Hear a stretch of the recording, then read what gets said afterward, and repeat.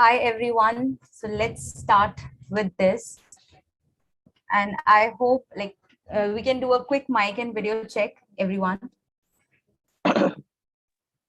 Yes. That works. Hi, good evening, everyone.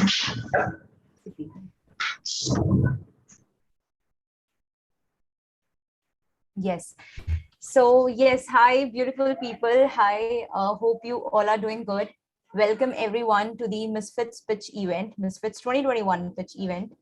So today we are covering West Indian region, and we are all set to welcome our experts and are very eager to hear the amazing ideas from our dear participants. So we started talking about Misfits 2.0, Misfits cohort. We started the Misfits cohort with the aim to find the most impactful change makers from South Asia. And yes, talking about what Misfits is. So Misfits is an online pitch event happening across 15 regions of Southeast Asian countries. And we are doing this to provide a common ecosystem, to create a platform to all these stakeholders. And when I say stakeholders, I mean all these startup founders, social impact startup founders, uh, community people, investors, incubators, everyone on a common platform. So that's what the agenda is. And we always say that it's not just another pitch event where you as a startup come, you participate, and the event gets over, then engagement gets over. So it's not like that. We are ensuring a proper community should be built. So even after the event gets over, we are still connected, and the opportunities keep on coming. And these are the focus regions that we are we are covering Southeast Asia for now. So, and this is the last Indian region that we are covering. And for the upcoming week, we'll be moving towards the international regions. These are the global partners. And yes, as I also mentioned, I guess that Misfits is an initiative by Vruksh Ecosystem Foundation. So talking about what Vruksh does, so Vruksh, which is an innovation think tank building a cohesive ecosystem, cohesive innovation, incubation, mentoring, maker and entrepreneurship ecosystem. And we always believe that it's not about ideas, it's always about making ideas happen. And that's why we aim to build this ecosystem for entrepreneurs, for startups. And this is it about Vruksh and Misfits. So moving ahead, with our today's guest speaker slot, we have Vrundan Bawankar with us today. So Vrundan is the founder of Dehat, which is a platform for rural artisans, especially women, to earn a dignified livelihood by means of handcrafted, eco-friendly utility products, and connects them to the market by leveraging technology. She also works with Pratham Education Foundation, betterment of rural children and youth. And yes, by the age of 21, she decided that her battlefield would be the rural development sector.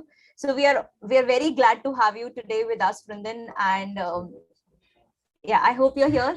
Yeah. Hi. Thank you so much for the generous introduction, Anupam. So, hello everyone. I just want to ask you. So I had kept my time for this session, of course, but something suddenly came, and I am somewhere in the middle of. I'm traveling, but I can switch on my video, and but I don't know if I switch on my video whether I'll lose connectivity, and I feel my audio should be. So what would you prefer? You want me to just talk or switch on the video also? Because I'm going to the city from somewhere, so So I do whatever not. suits best, no issues. Okay, If you're okay. facing network issues, no, like Yeah, that's why it got disconnected also, because I had joined way before 4, but suddenly it no got problem, no disconnected. problem. Yeah. Okay. So yes, Uh, Vrindan, it would be great if you share more about your journey, and how did you come to this idea of starting such an amazing ecosystem for rural people? How did you find yourself best suited in the development sector, rural development sector? So yeah, please go ahead. The stage is yeah. yours. So Yeah. thank you so much. Quickly, I'll share. So I wanted to be a pilot in armed forces, and I got my trainings and everything. Luckily, I got selected. But accidentally, I went in a village which is 80 kilometers from my hometown, that is Nagpur. And I was 20 years old. I was not even a graduate. And I fell in love with the kids there. I felt they were no less than urban kids, but they were not getting the right platform. So I was looking for people who could, boost them up, work for them. And then suddenly a thought came that why should I look for other people? Why can't I do it if I am feeling it? And I told my parents, I was hardly 2021, that I want to work in the village. And obviously, it was like a bomb blast at our house. But I was very firm on it, and I started going to this school as a volunteer. There was an existing school with very less number of children and staff members. And my only aim was that nobody should come to city for good education. They should get it in the village itself. Okay. With that pure only aim in mind, I started working. And while working, there were many other issues which I had to face. And then we thought that we can't work in a rented premise. We'll have to construct our own building. So we raised 5 crore rupees from people. Then we started making a big building. All this was like infrastructural development. Then there were a lot of academical things. So we are the only school in entire Maharashtra whose two students have got Dr. APJ Abdul Kalam Ignite Award for their innovation, and National Innovation Foundation of India has filed a patent on their names. Okay. So we were progressing. Every day was a challenge for us. In 2017, it so happened that one of our teachers said that one of my student is not coming in school from last 1 month or so. So his sister was also not coming. So I said that why every year people are dropping out? We need to check. And we just checked for these two ones. And we realized that, when a breadwinner of the family is no more, then this issue happens. Most of the cases were like this. So we looked for them, and then we got to know that they lost their father due to cancer. Then their grandparents told their mother that you can't stay with us, you go to on your own, because our son is no more now. Then she went to her parents' house, and then parents said, now it's been 1.5 months, so now you go to your own house. But because somebody told her that school is looking for the kids and they have sent a message for you that you must visit them. So this 28-year-old skinny lady, a widow with two children, came to us one fine day, and she told her entire story, which I just told you. And she was like, madam, you're calling me in the school, I do not know how to even survive. Okay. So uh, you give me some job, then I'll work, I'll earn, and then I'll send my children to the school.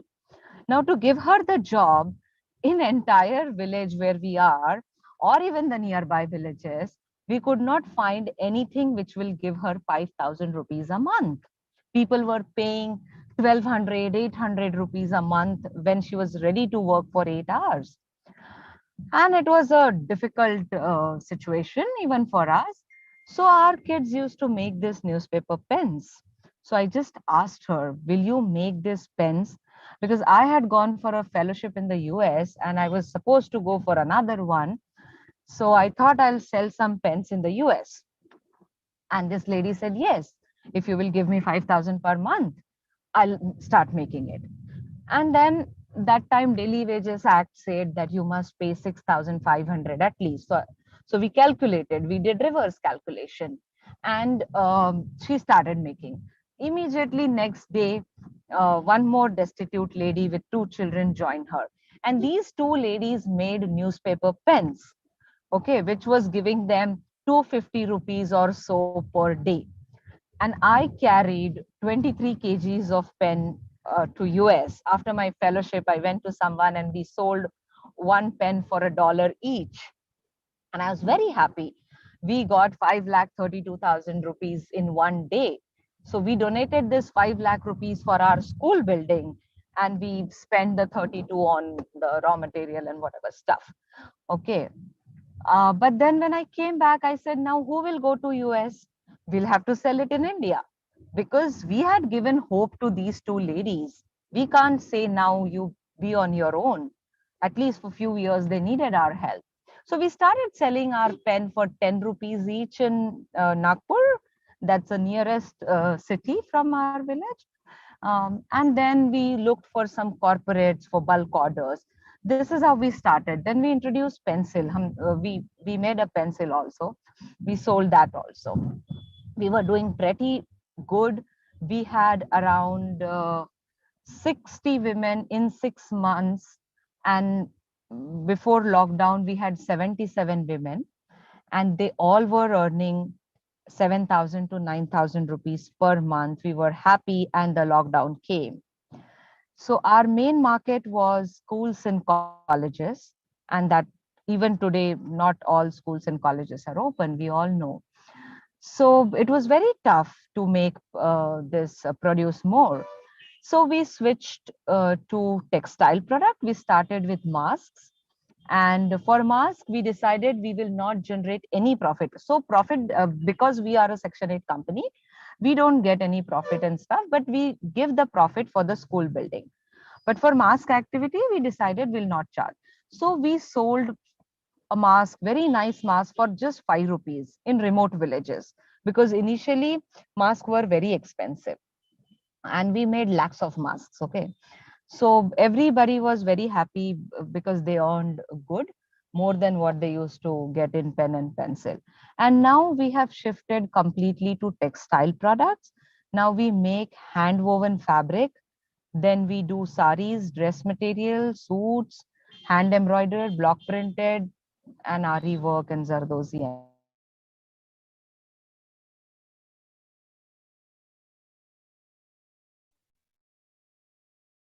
Sorry. Yeah. So we have 5 centers and around 200 women. This is what we currently do. Okay, that is great to hear. And I read this on internet as well, and like I stay in Delhi. So you also organized an event in Delhi at Dr. Ambedkar International Center, I guess. Yeah. We did not organize it. Facebook had organized that event, and they Okay. chose 3 women-led social enterprises Right. So to that was a come there. community And boost program. yeah, and we were amongst that 3. And the ladies, the beneficiaries of Dehat, who have not even boarded train ever in their life. Okay, Okay. train. They flew from Nagpur to Delhi for this event, and then they came back. Wow. Wow. So Wow. So the name that of was the fun. event was, I guess, Chalo Kuch Bada Karte Hain, something like that.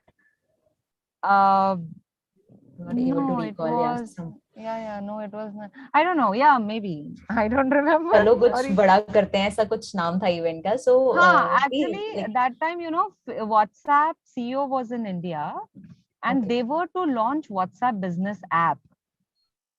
So they Okay. wanted to understand from the social sector that what things you want in this app, something that sort they had organized. And that time only they had organized this event called Social for Good. So Priyanka Chopra had hosted it. Many events together.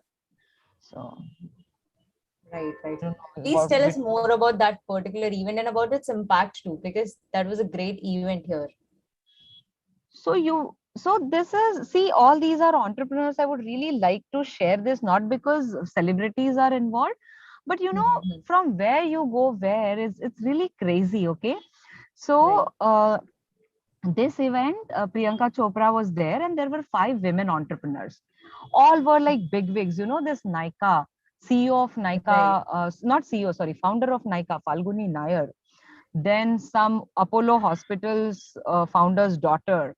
Then that Pooja Dhingra. Then your story, Shraddha Sharma. And we 5 were there. And Priyanka just interviewed us. And at the end, Nika's founder, Falguni Nair, came to me and she said, Vrundan, I was very impressed with this. And she gave me her card and she said, be in touch if you happen to come to Mumbai, we'll meet. So I thought, wow, Nika's founder is giving me cards. So, for our school donation, I keep running here and there. So I was just trying to reach her, but obviously her cell number was not there. It was landline, and her secretary was like fed up with me that why every time you call, ma'am is very busy. I said, see, I want her to buy our product. She said, what will we do? We are a cosmetic brand. Why should we buy your product? It is stationery. That time we were only making pen and pencil. So I said, her name is Sunanda. I said, see, Sunanda, you are a cosmetic brand and only few women know what Nika is. If you buy our product and gift it with your any cosmetic, you know, entire house will know you, entire family will know you, kids will love, they will ask their mother to buy one more lipstick. She was like, do you think your product is better than our product? I said, I have not said that. Certainly not. I don't know, but my product is really good, so try. So finally she was fed up with me and she said, okay, fine, you talk to our CEO. Reena Chabra is their CEO, very nice lady. So I just met her and she said, wow, Vrundan, this is amazing, let me see what I can do. And for next 1 or 2 months, nothing happened. One fine day, I suddenly got a call from Nika's office and someone said that we are doing something, and Katrina Kaif has collaborated with us for her product K Beauty for her brand, and she wants to do something with you. I said, nice. Let me know what is she interested in. So as I had suggested that buy our products, gift it with your product. This is a nice way to help any organization. And our tagline is Right. give work, not aid. In Dehat, we don't take any donation. We need work. And we'll make money and we'll give it to the school. It's as simple as that. So Katrina said, okay, fine. So she bought 1 lakh pencils from us and she said she'll gift it with her lip product or something. But then she only said that this is not enough. We should do something with them. So she invited us to Mumbai and then we had a shoot together. We shared our journey and she put that video on her social media handles. That was very nice. I mean, so how, Exactly. so that was that Facebook event which led to this. So whatever opportunities come to us, we never say no, whatever it is. If we have to go and teach someone, and we give all the trainings free to other organizations, because obviously the other organization who are asking for our trainings must be smaller. Otherwise, why would they ask to, why would they be in need of these trainings? So we never say no to anything. We just keep doing things, and something leads to another need leads to another more.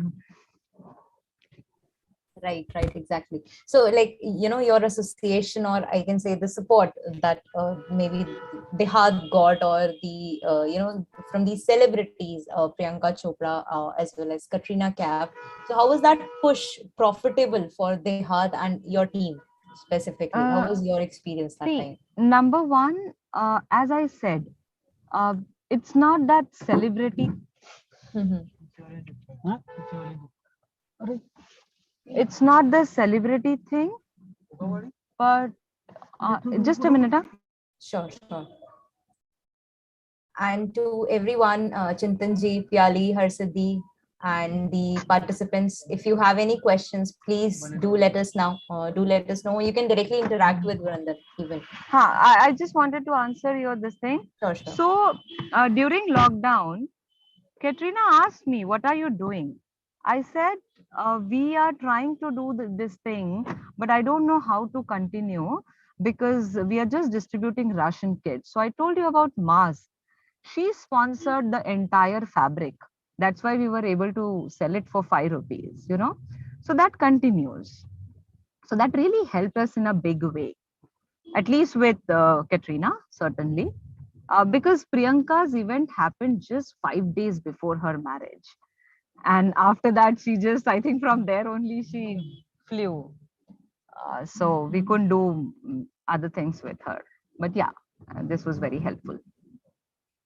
Definitely, that's great to know.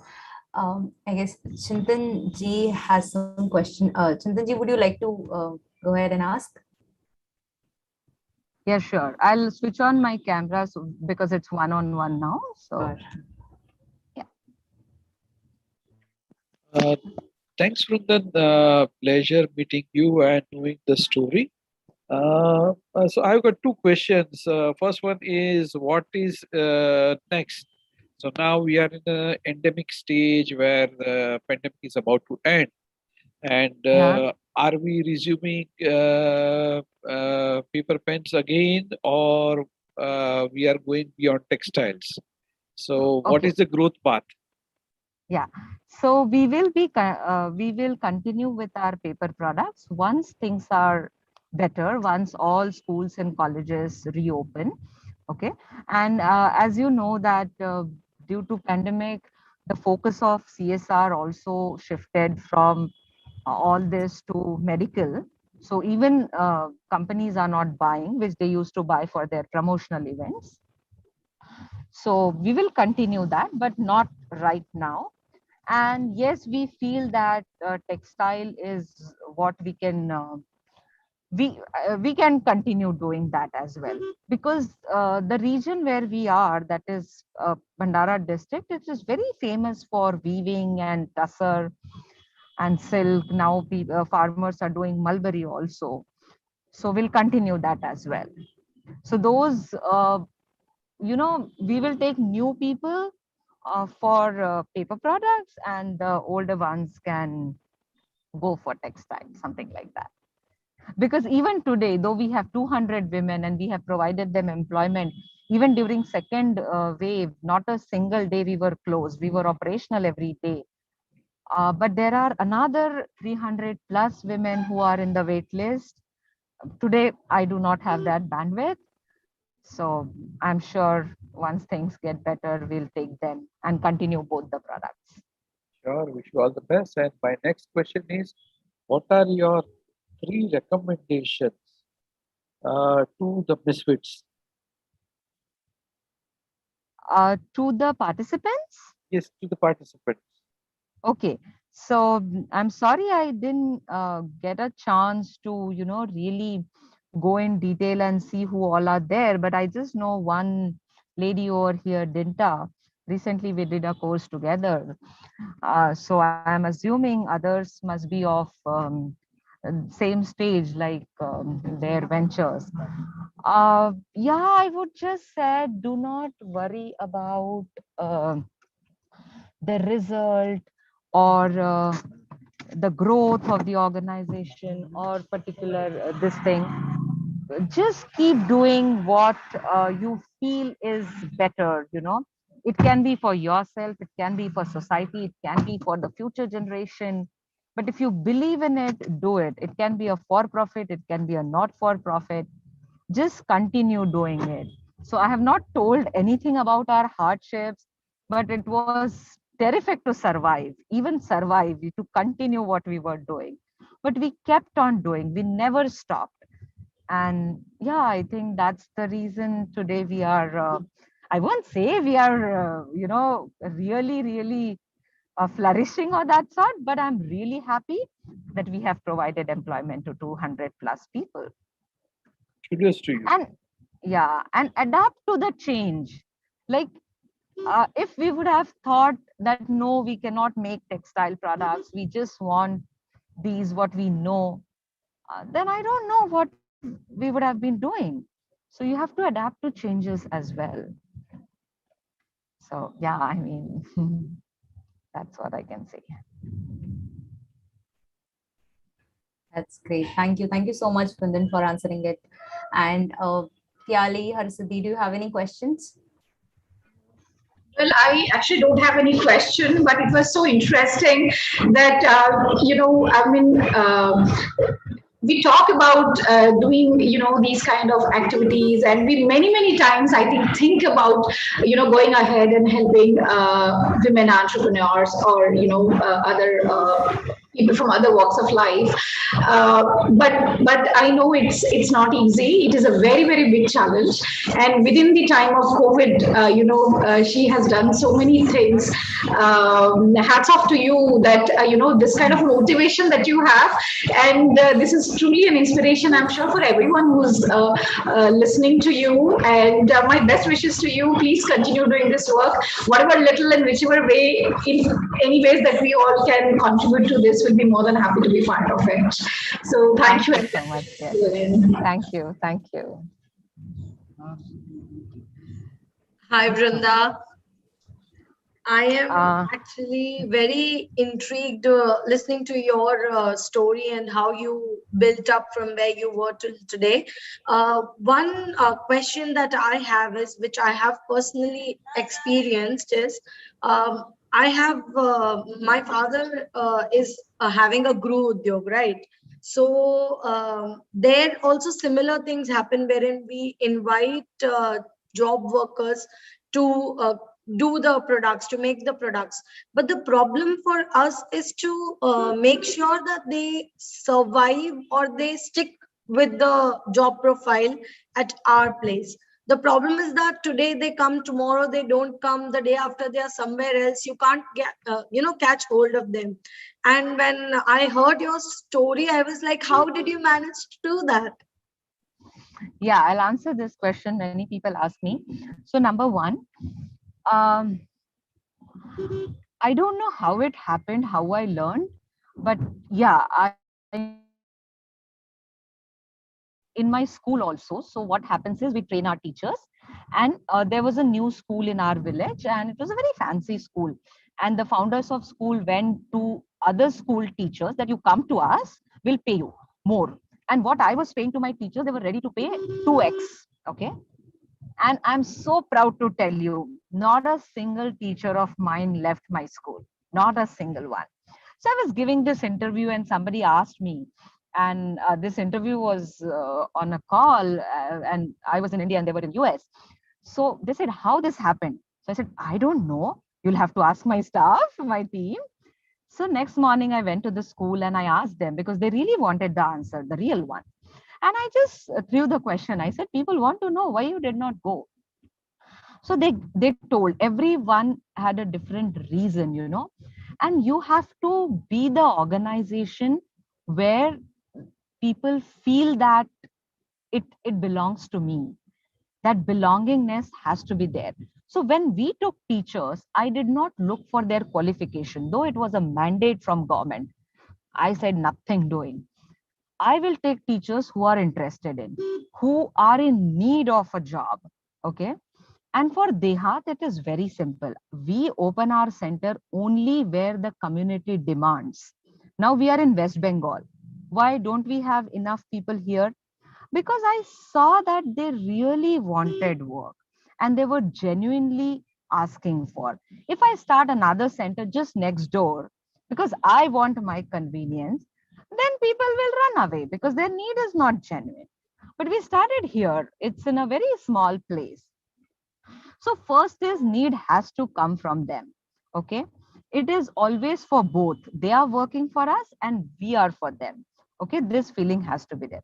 And second, you have to show it through every act of yours that this is the best place for them. If we find a better thing, will we not leave this one? Then they have also right to leave, right? Unless they feel that no, this is best for us, they'll stay. Basically, you have to make sure that the loyalty from your side is 100% towards the cause. Only then it will reflect in their actions too. Sorry, I didn't hear what you said. So I was just saying that basically you should understand that your loyalty towards the work has to be 100% to make sure they reflect the same. Yes, yes. Thank you. Thank you. Definitely. Thanks a lot, Harsiddhi, Chintan ji, Piyalee, for your questions. And thanks a lot, Vrundan, for answering it so efficiently. Thank you In so much for having me. in the It was interest of really nice. time as well, we would love Yes, to yes. hear a closing thought from yours, a quick closing thought for all the Yeah, participants. so all the best to everyone. And I would like to know the results whenever they are out. Sure. And again, just do whatever you are doing with full passion. And of course, the success either today or tomorrow, it will just follow you. Sure. Thank you so Thanks a much. lot. Thank you, Vrundan. Yeah.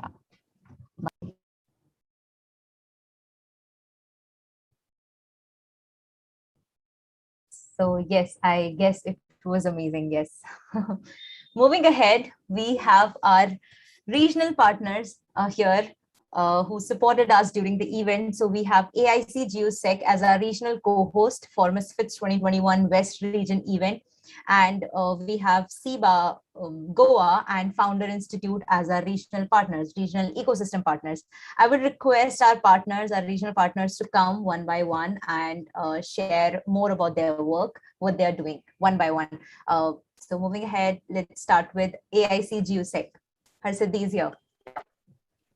Hi everyone, I am Harsiddhi Shah, Senior Associate of Programs at AIC GUSEC.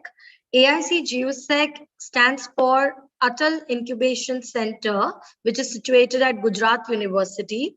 It is a foundation that is a not-for-profit company which aspires to become a change agent by identifying, nurturing, and supporting ideas with impact. For this, AIC offers a collaborative, no-cost incubation program to for-profit social entrepreneurs like yourself and acts as a bridge between solutions and problems of the society to the nation. Please visit our website to know more about us, and you can contact us anytime you want. Thank you. Over to you, Anupam. Thank you, Harsiddhi. Next, we have Founder Institute, and we have Chintan ji. Chintan ji, please go ahead. Thank you so much. Thanks, Anu. Pleasure being here. So, happy to introduce Founder Institute. I am the director at Founder Institute. We are world's largest pre-seed startup accelerator. We have presence in around 250 cities, 20,000 plus mentors, 5,000 plus alumni, and together we have generated value worth $25 billion US. So that is where we are. We believe that entrepreneurs can create real impact on society, but most startups fail because they lack expert feedback and proper focus during the early stages. So that is where we are. You can browse more about Founder Institute on the link given below, that is fi.co/Mumbai. And I would be happy to interact with you on LinkedIn. My LinkedIn is /Chintan Oza. Feel free to ping me on LinkedIn, and I look forward to work with you all. Our first cohort is starting next month. So have a look at the link, and happy to collaborate and guide you all. Thank you so much. Sure. Thanks a lot, Chintan ji. Next, we have Ciba, Goa. I guess Ciba, Goa is not present here. So moving ahead, we have our jury panel for the day. Over to you, Harsiddhi. Thank you, Anupam. So without any further ado, we'll start with the pitches for today. And before that, I would like to introduce you all to our jury. Our first panelist for the jury is Chintan Oza. Chintan is a strategy and innovation management leader. Through his career span of 20 plus years with top two conglomerates of India, namely Tata Group and Reliance Group, he has worked on various projects, programs in government, defense, and private sectors. At present, he works as President India Region at One Quantum and Director at Founder Institute, Mumbai. Few words from you would be an add to the event. Chintan, over to you. Thank you so much. Thanks, Harsiddhi. Yes, we look forward to. I'm really excited to learn about what you guys are going to pitch, and every year the level of competition, the kind of new concepts you bring in is really impressive. So I am geared up to meet all the founders and learn what new things they are doing. And yes, let's get started. Thank you. Our next panelist for the jury today is Piyalee Chattopadhyay. Piyalee has an experience of 15 plus years in global roles, operations, strategic initiatives, project and partner management in MNCs in India and UK. Her current role as Executive Director, TIE Ahmedabad, enables her to work closely with the startup ecosystem. She also enjoys public speaking, traveling, and learning new cultures. I would request Piyalee to maybe share a few words of motivation because I know everyone is nervous today. Over to you. Thank you, Harshidi. Thank you for this introduction. A word of motivation. I think, meeting the finalists today, I think I'm very thrilled. And every time, when I meet entrepreneurs who are, young, they are such fantastic innovators. And they're there, to create an impact on the society. I think they are themselves inspirations to all of us. And every time I think we go back learning something new and, something interesting, then we want to go back and do it in our own, circle of family, friends, and society. So I'm absolutely excited and looking forward to the event today. Thank you. Thank you, Piyalee. Thank you so much. It's time to hear the Misfits. Let the pitches begin. Let me tell you a few ground rules before we start with them. The pitch time will be strictly 4 minutes. I will notify you once the 3 minutes are up, and we'll be following the pitches with question and answers from the jury. So 5 minutes for that. You can share your screen while presenting. If you have any issue, please feel free to ask us and we'll address it here or even in the WhatsApp group later on. So let us start with our pitches. Our first pitch is going to be by Shubham Upadhyay. Shubham, are you here? Can you please switch on your mic and let us know?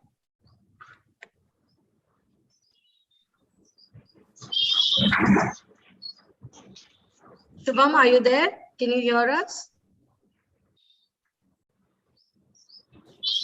Yes, I'm there. Okay, great. Please share your screen.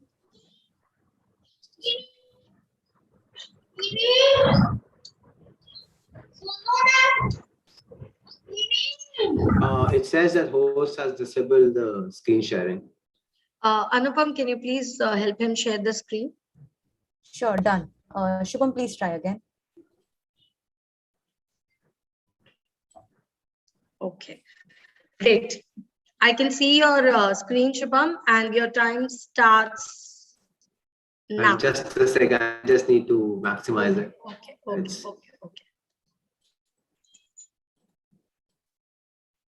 Ready? Yeah, is the screen visible? Yeah, it's visible. Your time Perfect. starts now.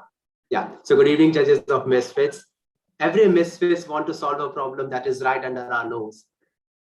And seen as a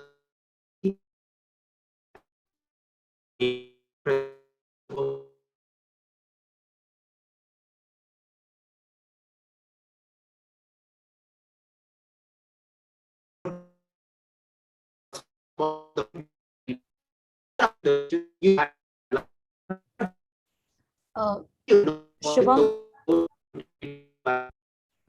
Shubham, there seems to be a network issue. We can't hear you.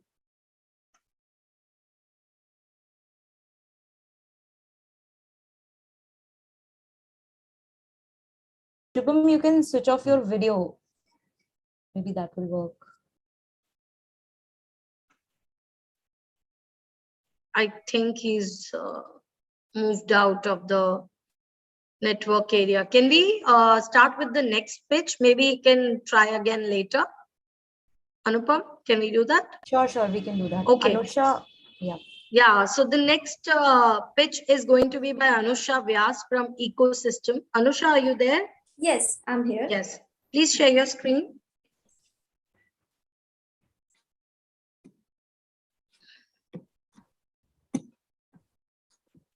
Yes. Is my screen visible? Yes, it's there. Okay. Okay, your time starts now. Okay, good evening. I'm Anusha. I'm founder of the ecosystem. So ecosystem is all about bringing sustainability, providing a sustainable alternative solutions. So the key issue that the problem I'm currently focusing on are the PPE waste generated during the COVID-19 situation led me to this innovative idea. So the problem was ample amount of 45,000 tons of waste was generated during the COVID-19 situation. And we know that it is made from single-use plastic, so it is not biodegradable, which takes 100 of years to degrade into the environment. And apart from this, it is generate toxic waste, and carbon emissions are also part of this. Apart from this, coming to the customer centric, customers such as customers such as PPE, the healthcare professionals working in the medical sectors who uses PPE kits find it difficult to breathe in for and get suffocating while wearing this for a longer time. So our solution focuses on a comfortable and a breathable PPE kits having a biodegradable properties. So this will be environmental friendly as well as skin friendly protective wear for the healthcare professionals, which will solve the overall issue. And as I said, the target market is our healthcare professionals working in the healthcare sectors. And the key features would be made from 100% renewable sources. We'll be using agricultural waste as the raw material for the biopolymer extractions. And that biopolymers will be used for the production of PPE kits. So it will be a biodegradable, and it will be having an antimicrobial coating, because some of the natural sources have an antimicrobial resistance. So it will also act as an antimicrobial coating, plus it will be reusable, and the process which will be used will be completely greener extraction. So overall, green extraction will reduce the toxic waste, and the carbon emissions will also be reduced. And we know that agriculture is produced in India. Around 98 million tons of agricultural waste is produced in India. So maybe we can utilize that waste. What the farmer does is they end up getting burned that agricultural waste. So this will also provide an extra source of income to them. Our key competitors are some of the key manufacturers who are already in the market. They're providing PPE kits such as Irving. They provide reusable PPE kits, but they are not completely biodegradable PPE kits. So yes, this is how the few of the competitions has been laid down, but as I said, they are not completely biodegradable. And here the advantage is we are a new approach, completely sustainable approach, 1 minute into the ecosystem.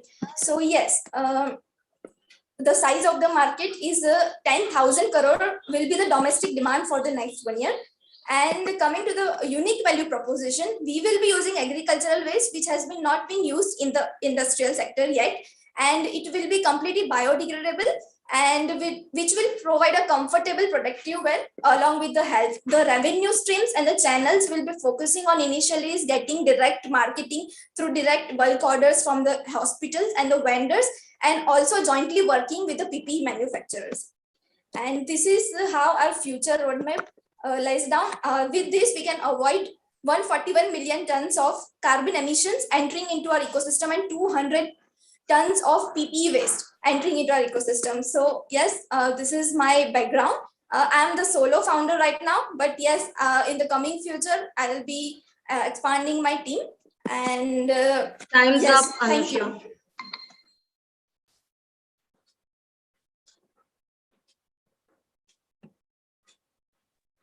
Yeah. Yes, over to jury members. Please go ahead. Okay. Yep, Piyalee, go ahead. Yep, Piyalee, go ahead. All right. Okay. Hi, Anusha. Hello. Yes.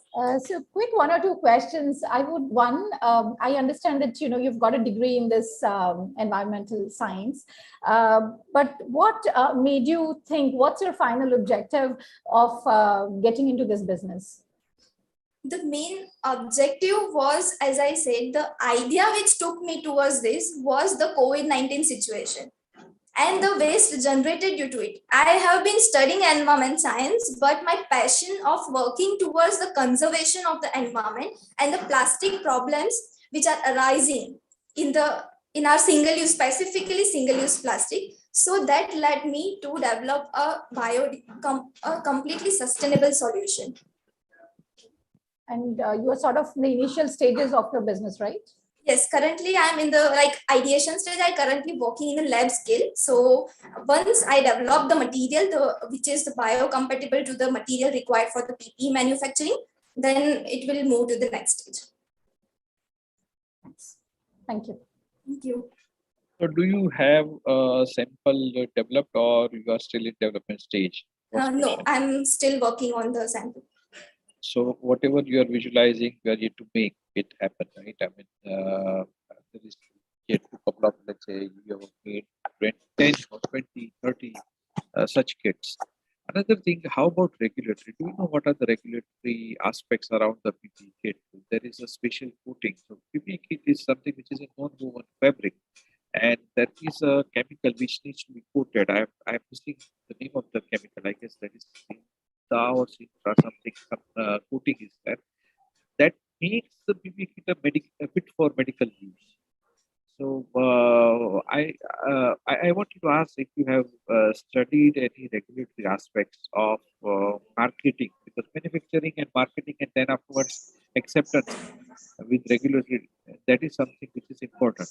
So what are your thoughts on that? Right. Coming to the traditional PPE, how the rules has been laid down, it is non-woven material. So the biopolymers, once the biopolymer has been produced, it can be used to produce the non-woven material. So with the same process. So which will act as a same mechanism for developing the PPE kits. So it will be as per the criteria. But the material which will be providing will be completely sustainable and biodegradable. So alternative to a plastic. Yes.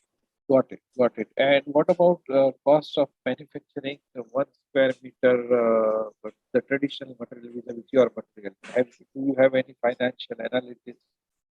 Right now, I have done some analysis, but once the material gets finalized, because it is completely like lab scale approach. Because once I finalize the raw material and the process which requires to produce. So right now you have a thumb rule calculation. If you have, then you can say, because as and when you commercialize, definitely the cost would come down. It will not increase. But I just wanted to know, where are we on that? Because while we are researching, the cost would be high, and vis-a-vis market adoption, marketing, everything matters as and when you run a business, right? Yes, right. So while entering into the market, my main focus will be providing the cost structure as the traditional cost structure has been available in the market. So it should be competitive. Otherwise, the product will not be accepted in the market. That's also a key thing. So our key focus will be cost competitive, and as we are using agricultural sources, so maybe a cheaper material will also be produced, because we are getting it cheaper from the farmers, which is a kind of waste for them. So cost effective would be a key for the product for entering in the market. Okay, thank you so much. And last recommendation from my end, Mumbai University and IIT Guwahati have developed a nano tech layer, which helps people, with different types of material can be used, and they are using nanotechnology for manufacturing PPEs. Probably you should check with them and understand if you can explore a collaboration for the next level. Right, sure, I'll do that. Thank you so much. Thank you, Anusha. Thank you, Anusha. Yes. So our next participant is, I think, Shubham Upadhyay. Do you want to try again, Shubham? Yes, I hope this time it's better. It's visible. Hope so. Yeah. Okay.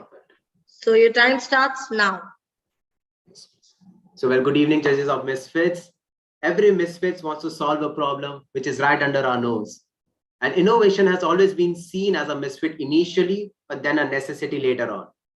I'm Shubham Upadhyay, representing Team Farmhouse. And now let's understand what's the problem we want to solve. The problem we face today is that there is no food transparency. We know nothing about the food we eat. I'll just ask you, you guys just had your lunch. What did you know about it? Be it its source or its nutritive value. Where is the food transparency I demand? इस पे 4 पंक्तियां कहना चाहूंगा कि बेदर्दी मेरे देश की हर बात निराली है, खेत हैं बड़े बड़े लेकिन सब्जियां पोषक आधार से खाली है. And how big of this problem is, you ask? I'm glad that you did. This is the market size. The total addressable market is around 75,000 crore, which is 10 billion. And Gujarat, only Gujarat's market is of 3 billion. That is our song. And that is 3 billion soon. And of course, biggest problems attract good competitions. But we assure you that Farmhouse has the most innovative and bold solution. And now let's see what the solution is. The future of food is here. A solution is a hybrid of a product and a service. You want fresh food? Why don't you grow your own fresh food? We at Farmhouse have developed a fully sustainable and automated plant growing system, which can grow any plant you want without you having an expertise for it or even a responsibility of watering it, with just 5% of water and 95% less land. All of this without any pesticides as well as cost effective. This is our proof of concept and our MVP or a prototype, you can say. But you will ask, well, who are our customers? I see, by the way, we have also made our first commercial model by yesterday. And our customers are initially the upper middle class and above, as we want to say that every innovation was first seen as a luxury, be it a water purification system or a gas stove. But today, it's a necessity. And why would a customer buy our product, you will ask? So our innovation is our value proposition and USP, as you can see it on the screen. It's simply plug and play. It will also help you rejuvenate your mood. And there's no green thumb required. Moreover, our USP has made a plant as your functional pet. So you can talk to it, you can do whatever you want except taking care of it, and it will give you out free food. Now let's talk about innovation. Like what innovation we are bringing. Our innovation is not just the machine or the vegetables that are growing in it. It's our vision. Our vision is of a world free of hunger and malnourishment. So, but how would we do that? Is that our pod is capable of growing a wide variety of produces. Now imagine, if this pod is in everyone's house, public gardens, universities, etc., and connect them via a network, which is Food Unlimited Network. Fun, ladies and gentlemen. Now, suppose if I have excess of tomatoes, I can barter it through the Farmhouse app to someone living just 2 kilometers apart, and he has excess capsicum. So I would know everything about the food that came in. I can get freshly pizza in less than 30 minutes. So why not our staple food? Our revenue model will be working on 2 phases. As you can see, direct sales and upsells of the saplings and ad based on public pods and the subscription of Food Unlimited Network. Our management team has engineers and businessmen from the Silicon Valley. As you can see, Raj Joshi, Sunil Mehta, and Vitesh Desai are helping us with business and software, whereas Dr. Bhavna Sharma and Susie Albert helps us with our botany. Why us? Because we are like bees. We work hard for the money, not for the honey. And we have been from humans for humans, Farmhouse. Thank you so much for this opportunity. Thank you. Over to you, Jury.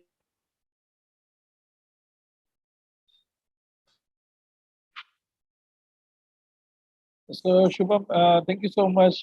Great presentation. I would like to know how different you are from another competition. Like, I mean, I just could understand that yes, you are a vertical farming company. I'm sorry, sir. We are not a vertical farming thing. Number one is the technology difference.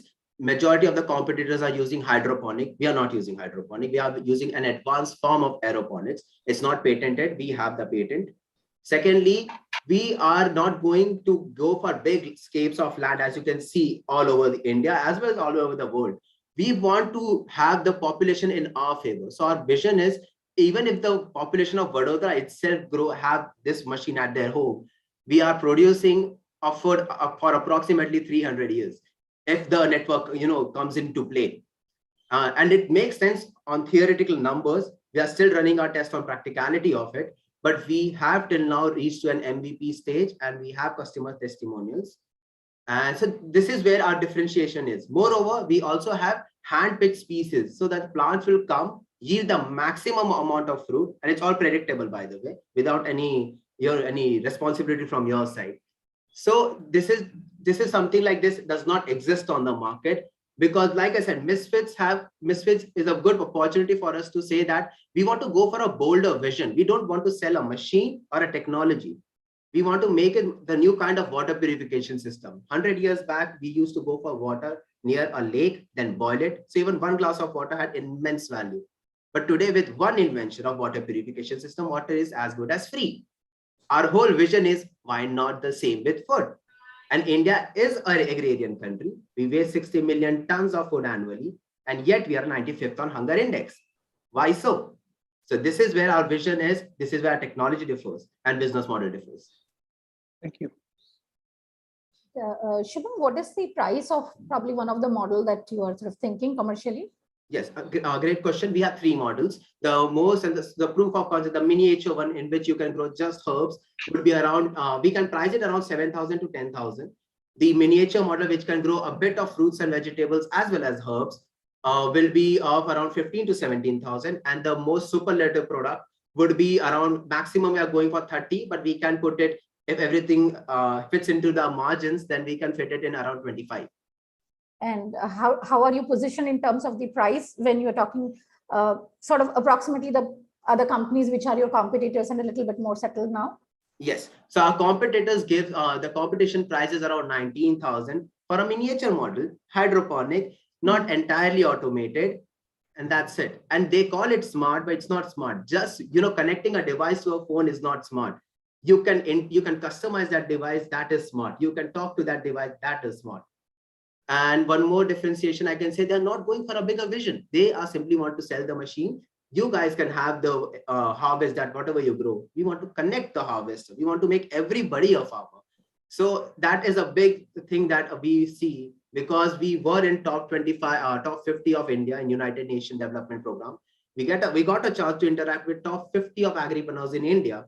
And what we saw is people have made peace with the problem that yes, food is exactly how we're gonna get like this without any info. Like I said, it's right under our nose. So we have stopped even thinking in that term that, oh, this is a problem. So just one last question. Of course, I see there are multiple, thoughts that you have. One about, about the food, the wastage of food, connecting to a network to ensure that food is not wasted or less wasted. So for example, if we are looking at a middle class family with the building 2 BHK, 3 BHKs, so how many such commercial models that you talked about might be a good idea for a family to even think about, probably either using for themselves or probably be able to sharing on the network? A family of 5 can easily have 2 models, and that would be more than enough to sustain That's it, them. is it? 2 models? Just 2 models, because it's not like one model can grow just one plant. The even the smallest model has 9 slots of plants. A combination of plants you can go for, be it a herb, be it tomatoes. And in a bigger model, we have done the calculation. We can get up to 9 kilos, and this is the theoretical value. 9 kilos of tomatoes in the harvest period in our pod itself. So I will say that keep your 5 kilos to us and give the 4 kilos to us, so we can give it someone, from plant to plate within minutes. Thank you.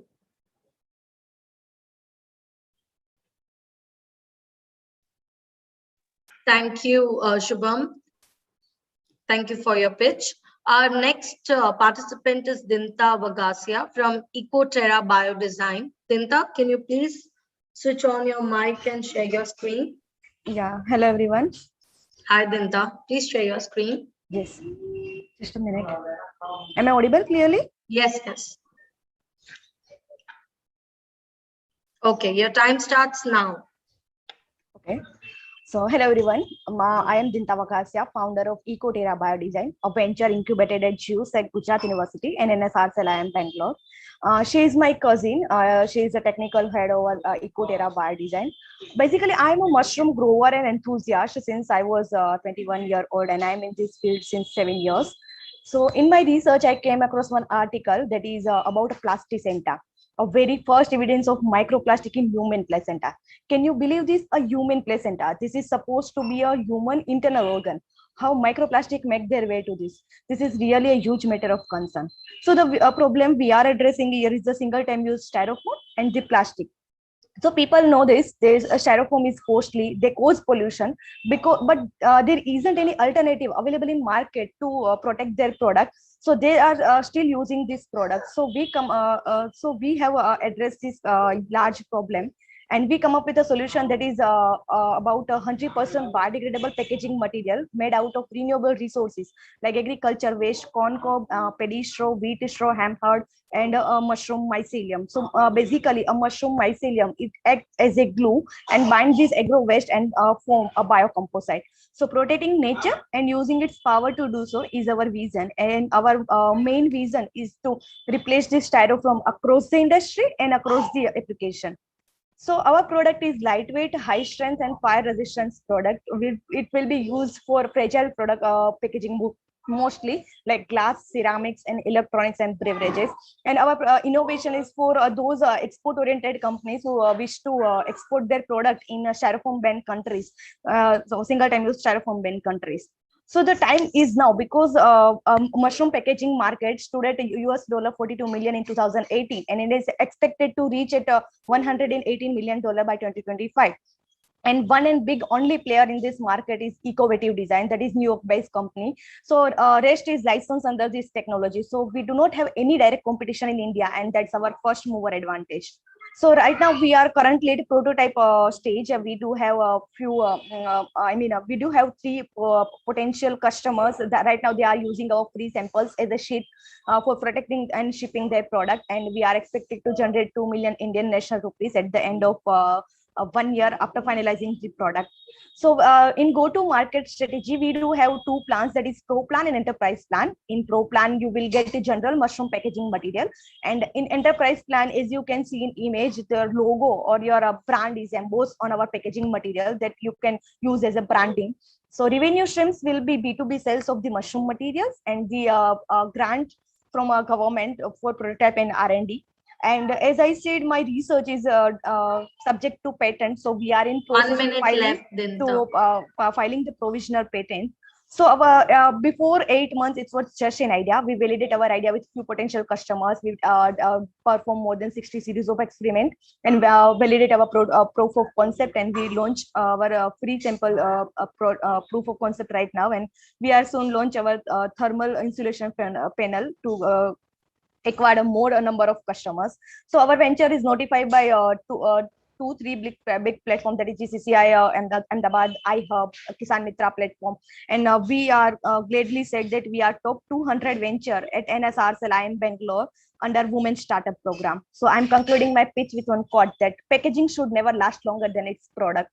And I'm leaving you guys with one question, that ask yourself not what will be better, but ask what would be ideal. Thank you. Thank you so much for your time. And I'm very much open for questions.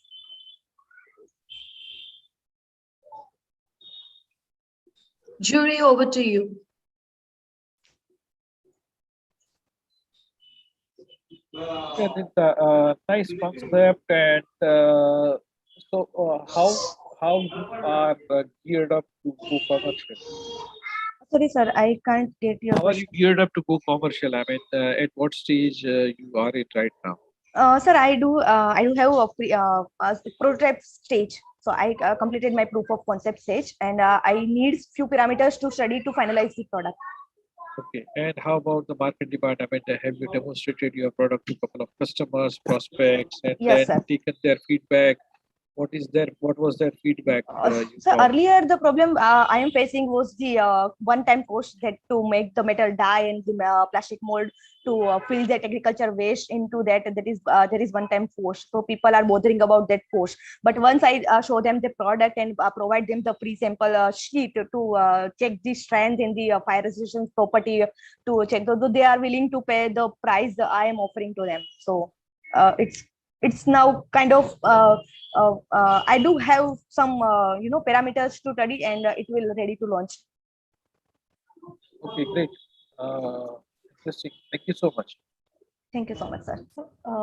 Dinta, one quick question. You talked about the strength part of it.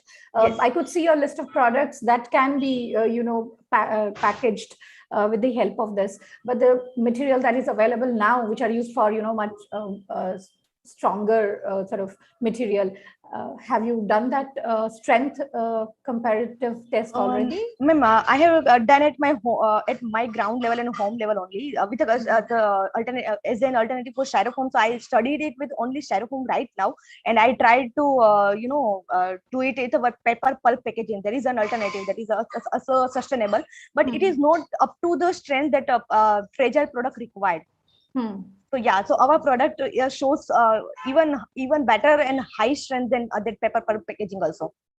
Right, and with the rest of the features that you mentioned, it's all water resistant and everything else. Fire resistant, yes. So fire we do have fire resistance is our main category that in generally I would like to address that medical market and chemical market where fire resistance is needed, because thermocol is not that can be used, because thermocol is again a flammable material. And so I am going to approach that sector also. And this procurement of the material that you're talking about, this mushroom packaging, so this is also from Gujarat? Yes, it's from Gujarat, because right now I'm planning to set up my factory in Chattopadhyay, agriculture land. So yeah, there is lots of paddy and wheat growers are there, so I can easily procure that wheat straw and paddy straw from there. Okay, just one sort of last question. So, while your study and everything is, you talked about the patenting part of it, but yes. Is there any other kind of an entry barrier for someone if wants to get into this field?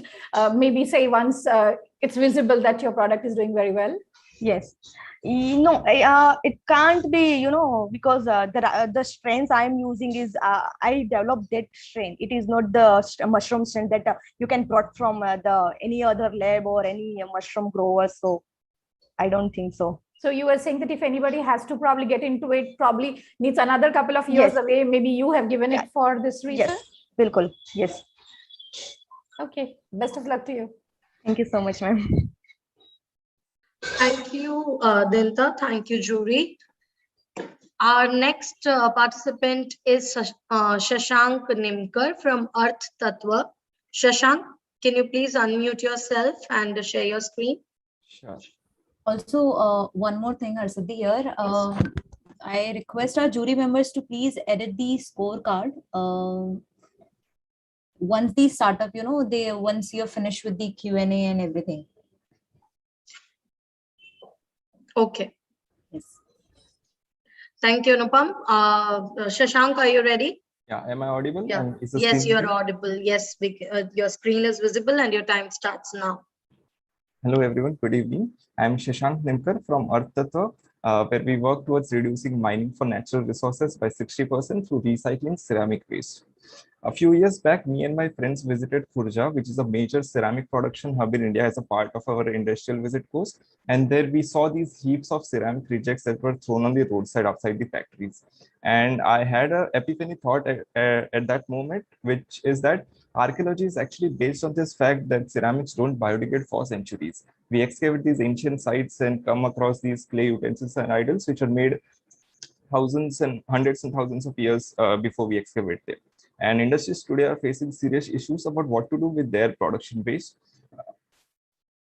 So what our solution is that we procure this post-industrial ceramic waste and turn it into a reusable universal material through which we can make new ceramic products. So it helps through triple bottom line impact. Basically, of course, we make profits out of it, but it helps all the three stakeholders, which is the consumers who get more durable and guilt-free lifestyle by using these products. The industries get free of their landfill. We vacate the landfill and turn it into a useful, productive material, while the environment is safeguarded through reducing the mining by up to 60%, and of course, the lower carbon emission during the firing process. These are the products that we have made using our 60% recycled ceramic material. The aesthetics can be changed as per our liking, the colors, the texture, and as we need.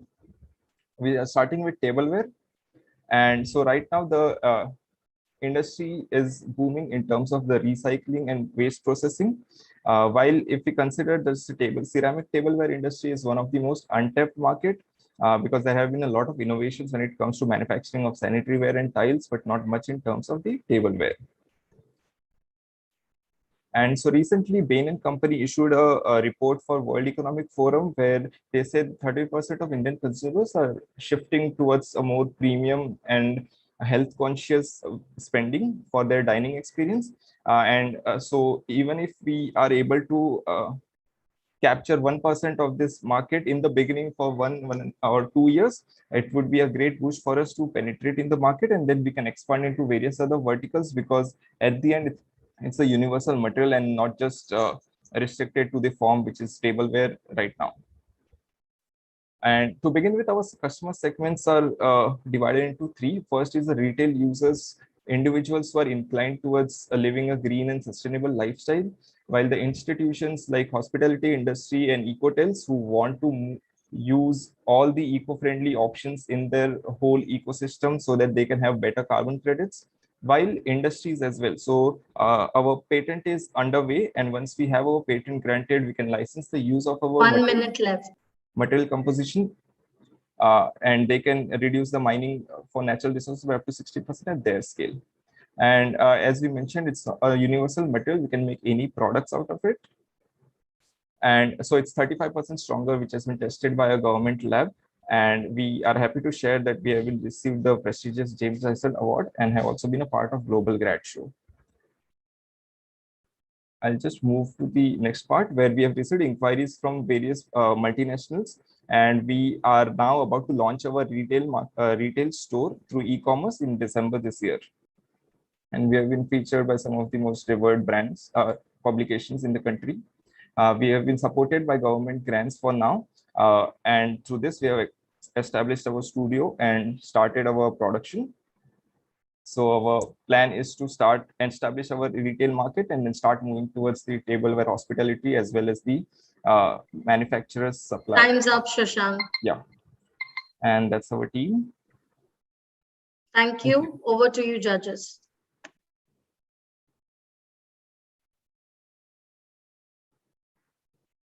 Shashank, how are you going to source the material? I mean, how sure you are that you will have a pipeline and uninterrupted pipeline for the raw material, which is a ceramic waste for you?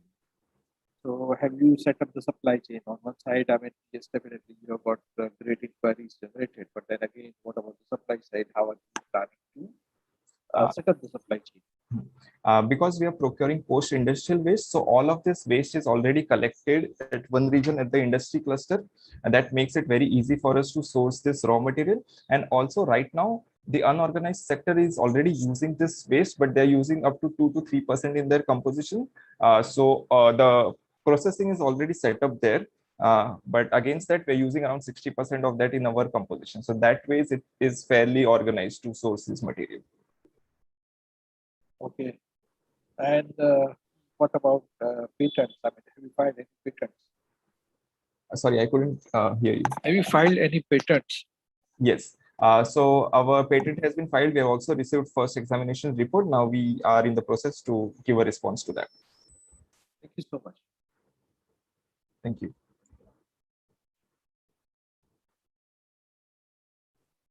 Shashank, I was thinking that, you seem to be all, well thought, well planned and everything. So besides some of the plan that you showed us in your next 2 years, is there anywhere else in any other sector, industry, where your products can be used a lot more in a bigger way? In addition to, some of the areas that you were talking about, say in the restaurants or hospitality industry or tableware, etc., etc. Leaving all of this, also, is there a very, very big sector market anywhere where this can be used? I mean, and impact the society. So now that we have got our reports which test that our material is 35% stronger in terms of its compressive strength, so we can actually start making architectural products which can also be load bearing to some extent, and that would be a huge market.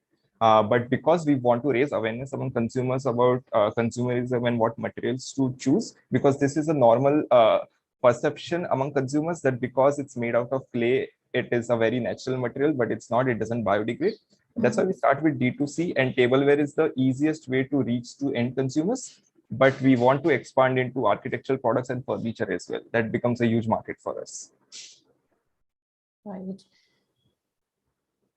So architectural, you mean to say then sort of in terms of construction, interiors, many places this can be facade tiles and various other tiles installations, and in fact ready-to-use tiles or even paver blocks. Yeah, those can be much bigger impact from a society point of view. Exactly. Right. Thank you. I don't have any other questions. Sure. Thank you. Thank you, Shashank. Thank you, Jury. Our next participant for today is Devansh Rana from Technikiri. Devansh, please unmute yourself and share your screen if you can listen to me. Yeah, just a second. Okay, please share your screen. Yeah, hopefully my screen is visible now. Yes, yes. Your time starts now. Yes. So, hello everyone. Hello jury. Myself Devansh Rana. I'm founder of Tech Inquiry. We believe that we learn actually when we try to teach, derived by the Latin saying descendo discimus. And basically the problem which we are trying to address is that in developing economies like India, life skills were traditionally acquired through interactions in family and society, and schools and formal institutes played very limited role, right? But we have seen that a lot has changed on family and societal level. Families have become from large and extended to small and nuclear. However, the colonial syllabus has remained largely the same, and this has led to our young population which is educated but not equipped with skills to deal with challenges of life, and results of which are quite evident in increasing depression, unemployment, and indecisiveness in the youth of today. So we are trying to solve this problem, and the best method by which we can eliminate this is by engaging people in activities that are thought provoking and help them in gaining multitude of skills, alongside being focused on applied knowledge instead of theory. And hence we decided that teaching is one such activity where we can learn from one another, learn from our peers, and then make the entire process rewarding for both mentor and learner to make things work. So we at Tech Inquiry provide college students a platform to learn from peers and collaborate with them and teach essential life and tech skills to school students. So basically what happens, if you are a college student and you have some skills, you can come to us. We will let you undergo through a induction process, and once that induction process is done and we allocate you to the track of your choice, then you can teach. And basically when you teach, you get rewards, and the learner who are into the learning sessions, when they are active in the learning process, they are also rewarded. And these rewards are obtained by our brand partners, which I will be talking ahead in my deck.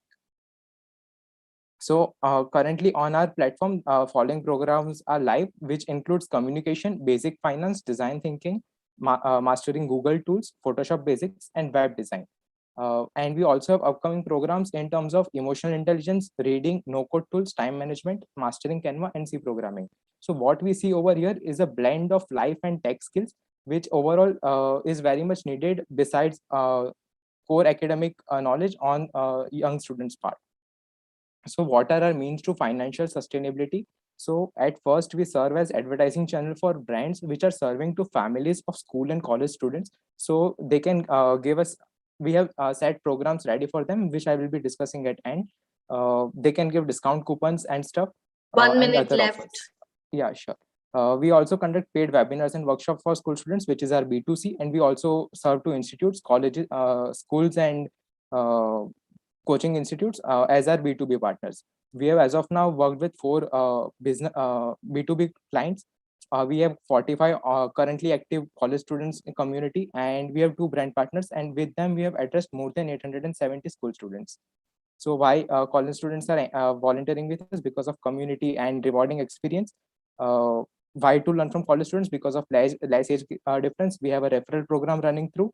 We reward the decision maker, and hence brands come to us, and we are continue to growing because of long-term relations, which help us gain recurring revenue on a year-on-year basis. These are some testimonials from students who want to get involved in our cyclic ecosystem. These are our challenges. We are currently also developing a curiosity-driven learning platform based on cross-cultural stories. And this is my team. I'm Devansh.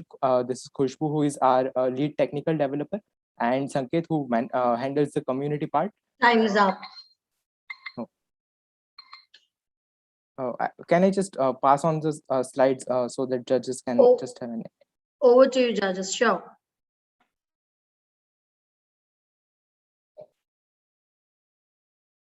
So how many courses you have developed already and what kind of traction you are getting, if I may ask?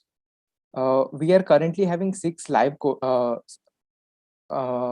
programs, and in that we easily come up to 100 paid registrations on the yearly window, where we try to go for direct to consumers. And when we go to, we have specified year windows for different institutes, wherein we get a certain package of 5 to 6 programs which they want to get for their students, and we get paid for the same. So we get 100 when we go direct to consumers, and we get variable numbers depending upon the school's outreach when we go B2B. Okay, thank you so much.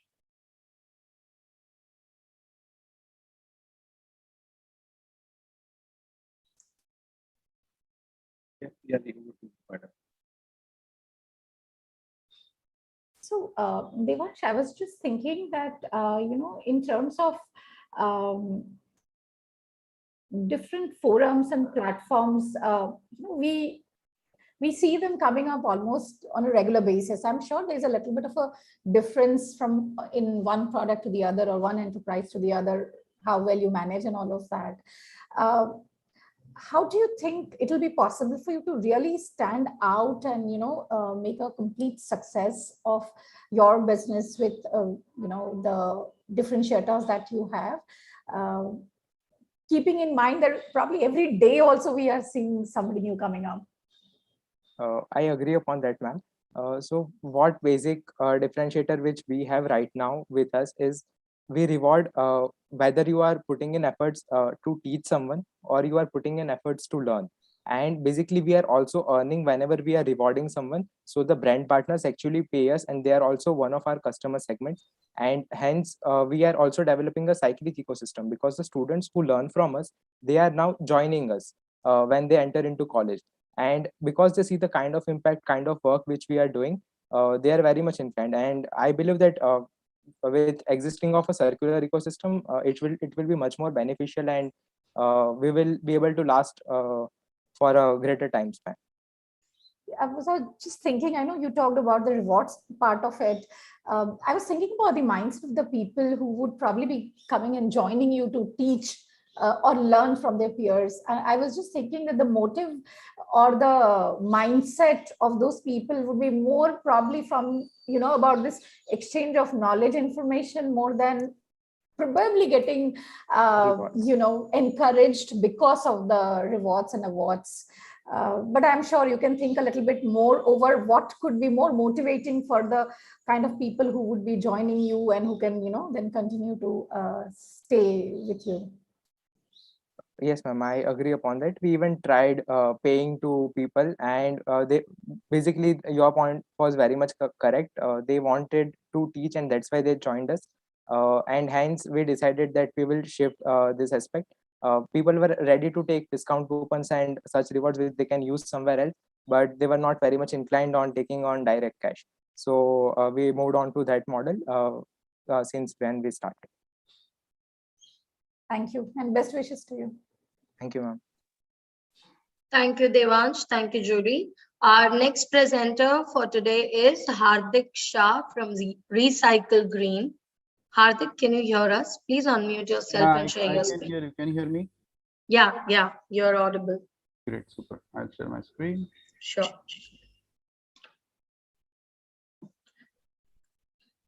Can you see my screen? Yes. Your time starts now.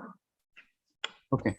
So my name is Hardik Shah. I'm founder of Recycle.Green. We call ourselves as next generation revolutionary circular economy. And we are on the mission, protect the planet. Well, this everybody knows: climate change, threat to humanity, disasters, losses, And the thing which we have to do is GHG emission reduction to keep the global temperature rise within 1.5 degrees, and we don't have time. Why? Because a lot of things are still funded. Still people are funding these things, and that's why it's still not under control. Who do those people are?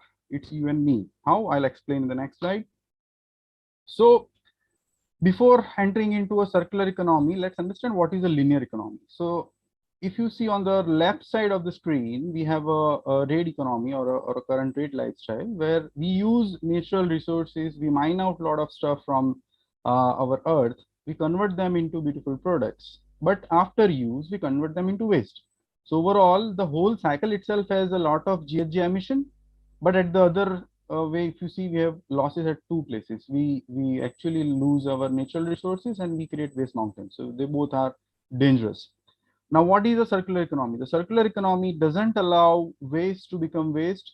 Rather, it actually comes back into the main economy as a main raw material, gets converted into products. People use those products. We don't mine or we don't use much from the natural resources, and then the nature builds all those natural resources again. And obviously, scientifically proven, it's reduced greenhouse gas emission. And this cycle goes on forever. It doesn't stop. So that's what we are calling circular economy. Scientists have given the numbers. Say recycling these items like paper, you can save 459, plastic, you can save 1024 kg of CO2, glass, cloth, cans, rubbers, and many more. So these are all scientific numbers. So that's what, if anyone wants to start climate action, circular economy is the low hanging fruit. You can do right now, immediate, on the spot. You just have to start thinking how you can reduce your waste, how you can reduce your footprint, how you can eco-friendly green products, and that's how the thing moves. Time and energy conscious. Now these are all potential customers and partners. Consumer, currently they are feeling cheated because they don't want to pay for higher greenhouse gas emissions, and they want now information on all products about environmental impact. Next generation, they want unpolluted air, water, land, they want zero waste products, they want to preserve resources. Manufacturer and brands, now they have got a lot of laws to comply to, EPR, ESG, they are also 1 minute left. Okay. So artisans, those who are making sustainable products, but still they are not able to market them. Waste collectors, the life is as was last 10 years. Office owner, they are still not able to achieve their accreditations. Recycler, they are not able to get ROI, and government. Now we have an app. This app actually connects recycler community, artisan community, green product seller community, green consumer community, waste collector community, and this is a local which is nearby. Waste never travels, so waste has to be in the same community, has to get converted into products, moving through this community, and then has to be sold global.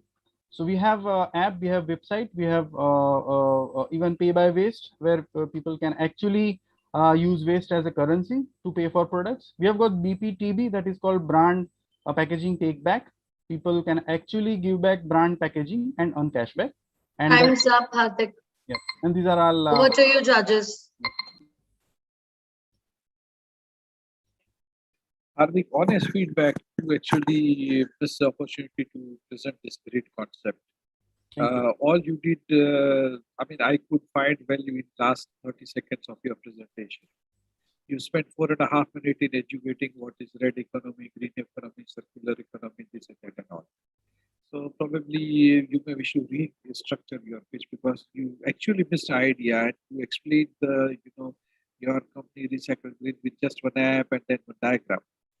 So probably you can actually share more, which we couldn't get. I mean, what you are doing and why you and what impact you would bring in, right? While you narrated the problem at length for almost 4 minutes, while it was the first alert, until then you were actually talking about the problem, and then you actually, it seemed to me that you did not rehearse your pitch. So that's honest feedback from my side. Thank you so much. Okay.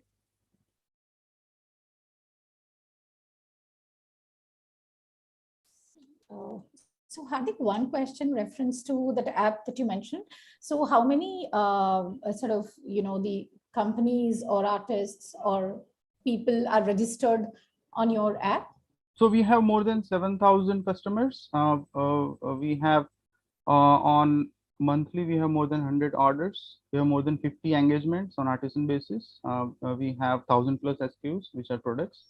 We have 30 plus brands, those who have joined us. And on a monthly basis, we are recycling more than 20 tons of waste. And we are helping brands to achieve their EPR, extended producer responsibility, because they have to get back their packaging. We are also creating a method where brands can locate their waste. So waste will be tagged, waste will have number, address. So in advance, we can plan a collection and then the waste comes back. So our more focus is on higher recyclability, higher take back in a clean form, so that recyclers are happy, customers get more cash back. We convert them into better products. We have a multi marketplace model where a lot of recycling products can be sold and can be collected back, because it's not just sold. The problem is it's not getting collected back. So we have a forward algorithm where people will actually track it and then get it back. So these are the things which should have been part of your presentation, right? The algorithm, how many customers, what traction you have built, you reached 20 tons, 700 customers, 20 brands. All these things has to be there. I mean, right? Okay. वो करुणा पैदा करने में बहुत ज्यादा time लगा दिया तुमने, right? Okay, correct, yeah. So and we have a very unique thing which is pay by waste. You can buy anything, pay by waste. We are launching a offer that people can buy pizza and just pay by waste. That's very true, but then it's that 5-minute opportunity. Yeah. You're having a 5-minute pitch scenario. Okay. We can ask you, can you pitch your startup in? Got it, yeah. Or give me elevator pitch of a minute. But Correct. you have missed that part. Yeah, I think as Chintan ji has rightly pointed out, there would probably be a lot of questions we may have in this interdependency, because looks like you've brought everyone of this ecosystem together, which means it is not going to be an easy job. It must be quite challenging to ensure that this cycle continues with everyone doing their part and bit, and I'm assuming the contribution coming from your side about the collecting the waste, the packages, and then back to the brand and all of these things. Oh yeah. Right. And it's already operational, as you said, right? With these many numbers. Yeah, it's been more than a year that you are already into. We are more than so we are 4 years in operation. 4 years. And are there any other companies around you or nationally? Have you heard of any such ecosystem network who's doing the similar thing? Yeah, so there are a lot of companies doing one part of it. Maybe people are taking waste and recycling, but we are closing the full loop. The problem which we are solving is in a reverse way. So it's not anybody's doing, like from selling, when the product goes into market, we have to track that until it comes back. So that's the differentiator we are doing. Right. So probably the success of this model, we may know a little bit better, probably in another, maybe year's time or so, I guess, right? So you've been already doing for some time. So, right. Okay. Thank you. Yeah. Thank you. Thank you, Hardik. Thank you, jury members. Our next presenter for today is Mihir Dikshit. Mihir, can you please unmute yourself and share your screen? Yes, ma'am. Hello, everyone. Afternoon to everyone. Hello. Yes, please share your screen. Okay.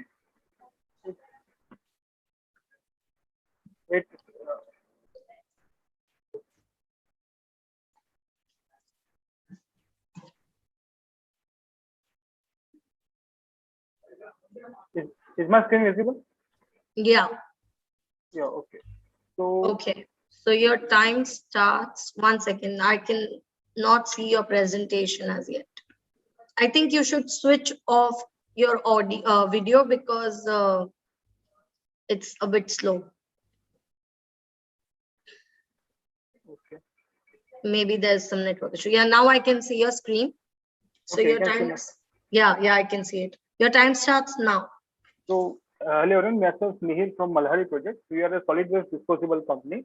and we are into the converting of any type of solid waste. When I say solid waste, it's domestic, municipal, biomedical, chemical, hazardous, pharmaceutical, any solid waste into non-toxic air. Then into non-toxic air. So why am I? Yeah.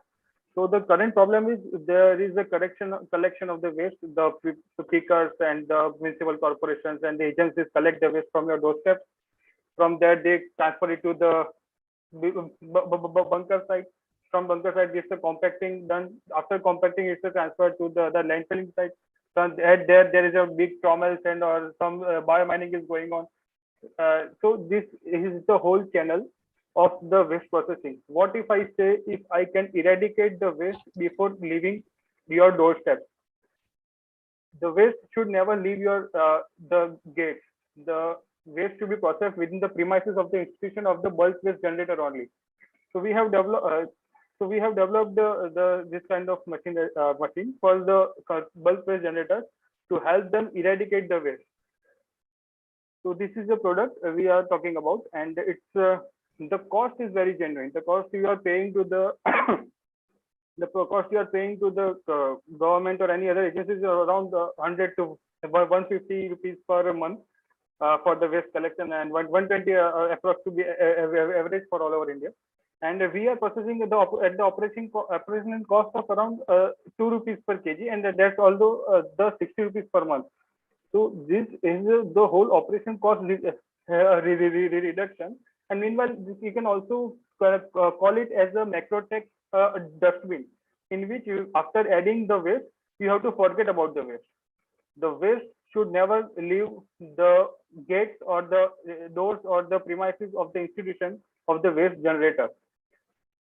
So, and when we are talking about recycling of waste, we don't promote the idea of recycling. It's only because when we are talking about recycling, we are not claiming something like to stop the production. If I am recycling 1 ton of plastic, I am not stopping the production of 1 ton.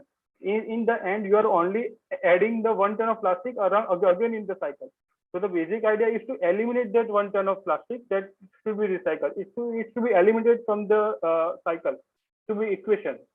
And we are so it's a totally zero waste management to be done, and the waste is to be managed inside the budget and inside the environmental friendly conditions only. 1 minute left. Yes, and our customers who are our targets. So the hospitals who are generating biomedical waste, municipalities, smart cities, and the townships and all, and the hotels, commercial complex that the bulk waste is generated. Industrial corporation and chemical companies. Like now, the government has given the rules like about any bulk waste generator generating 50 kg or more waste per week should handle the waste by themselves. But how can we handle them? How can they handle them? They don't have any sort of they lack the knowledge, they lack the device, they lack the technology. So we are into this, and we have very low. We are providing the technology with around the 1/10 times the rate, and 80 to 85% of the volumetric reduction. The CO2 is around 372 kg per year, while compared to the passenger vehicle like bus or truck, or that's around 4700 kg per year. So it's a highly Time's up, Mihir. So that's all about us. Thanks. Over to you, Jury.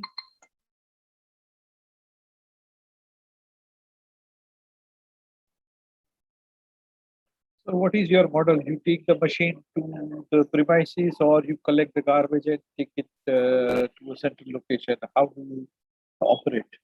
We provide the small microtech the dustbin to the bulk waste generator, in which they can process the waste as low as about 2 rupees per kg. Got it. And you give that equipment or that dustbin on rent, or how do you recover the charges? We don't report the charges. We just sell the machine to them who are known, who are the confirmation of about they are the waste generator. Like if at a hospital, they know that they will generate this much of waste in the.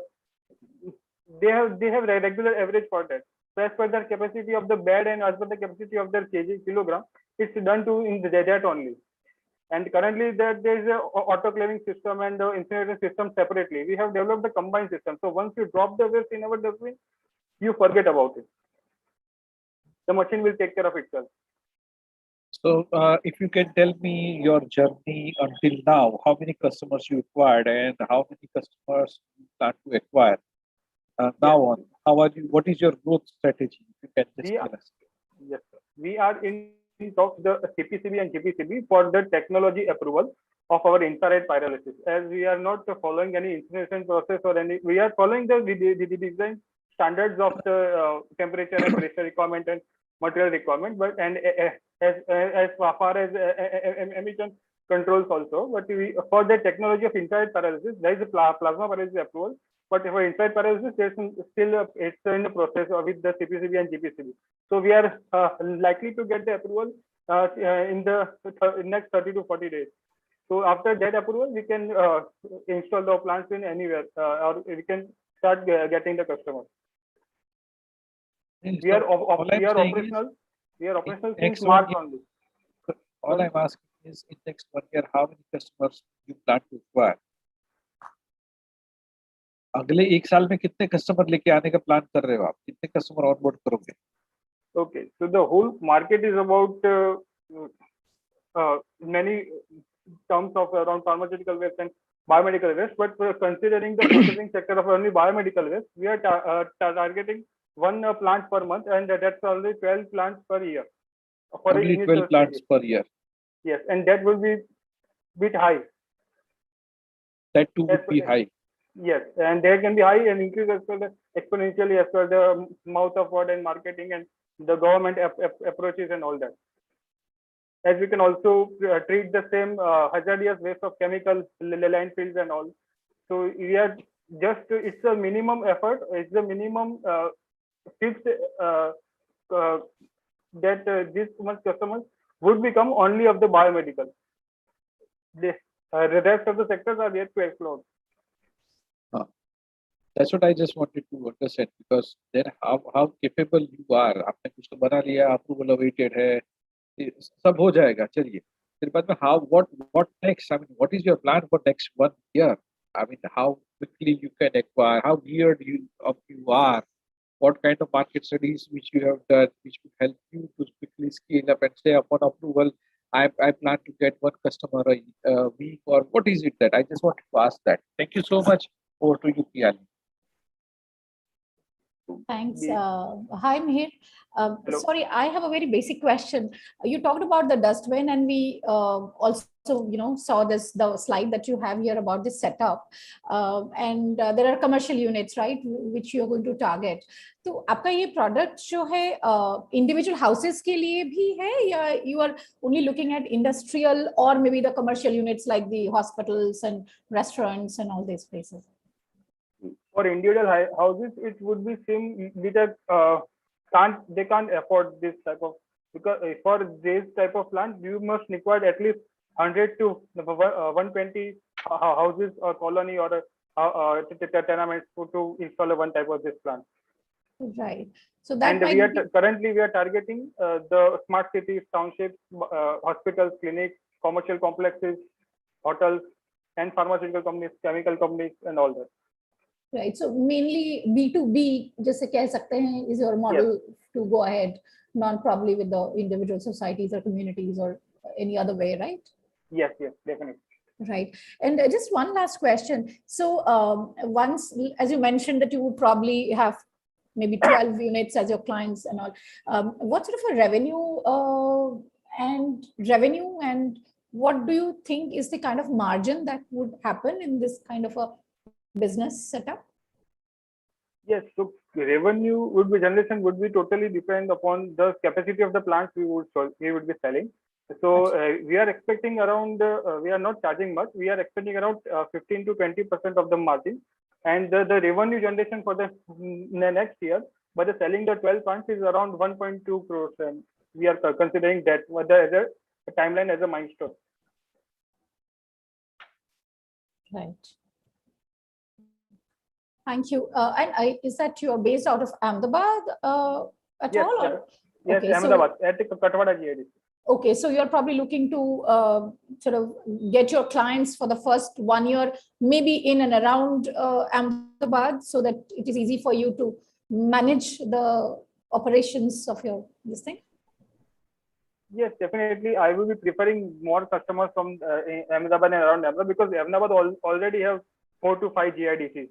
So if I can satisfy all of them, it also would be a great market for. But we are not limited to the Ahmedabad jurisdiction. We can elaborate to the where it's necessary. Great. Okay, thank you, Mihir. Thank you, jury. Our next presenter for today is Shubham Shah from Edith Robotics. Shubham? Yes. Yes, please share your screen. Great. So your time starts now. Okay. So good evening, everyone. Myself, Shubham Shah, I'm founder of Edith Healthcare. So we are here with the product Airborne Infection Isolation Unit, and so we are preventing a biological disaster. So just a second. So it all started in 2020 when world has witnessed the pandemic situation just because of virus and bacteria, and it is not the first time that world has witnessed this type of situation. So what can be the general solution to fight this type of virus bacteria in future? And also so we also identified some problems during the pandemic. So there is a we can't isolate or treat multiple infectious disease patient and in the same room. So when the COVID patients are there, we cannot treat another patients. So there is no isolation facility in the rural areas. We are not isolating patients as this virus bacteria are airborneally transferred. So they are not during that transport of infection patients, they are not isolated. There is also high cost and time to develop a traditional negative pressure isolation board. So compared to when the new virus bacteria come and hit, the infrastructure facility, healthcare infrastructure facility limited in our country or maybe around the world. So biological disaster from known and unknown airborne infectious disease costing millions of life and billions of money. So there is a need to low cost, quickly set up portable isolation solution. So after the targeting this problem, we came up with this solution. So on the left, it is the individual patient isolation to utilize the maximum of healthcare infrastructure facility. On the left side of photo, you can see from now onwards, we are proposing to develop a new dedicated airborne infection mobile isolation board where all bed will be equipped with our isolation unit, and that will be here you can see like we do not let the patient exhale mix up directly into the environment. We filter it with our filtration unit, which is 0.1 micron down to filtration provides, and after that we perform the all sterilization method, and then that air is letting go into the environment. So that's how the spread decrease, because the one positive patient are responsible for in its positive duration. It transmit on more than 450 plus create new patients. So right side photo, we can see that it is our airtight leak-proof chamber, where a negative pressure chamber, where all required equipment of medical equipment can be integrated easily without any air leak. And all the ports for doctors and waste collection are provided in the chamber. It is a transparent chamber, so the patient cannot have any psychic problem during its treatment. 1 minute left. Okay, so these are our some of the units we have developed till now, and the value is like our target market. If we talk about the target market, is the permanent solution in the hospitals, ambulances, and if we talk about the current stage and work plan, we are right now in the stage of taking the national international standard certification, and our product launch is scheduled in July 2022. These are some awards and recognition we gone through. Recently, we featured in the Niti Aayog healthcare startups innovations, and this is our team, which includes all type of flavors from microbiologists to the engineers and sales. We have already partnered our go-to-market strategy. We have already partnered with some companies from the which are helping us in the production to the sales. Thank you. I'm open to the questions.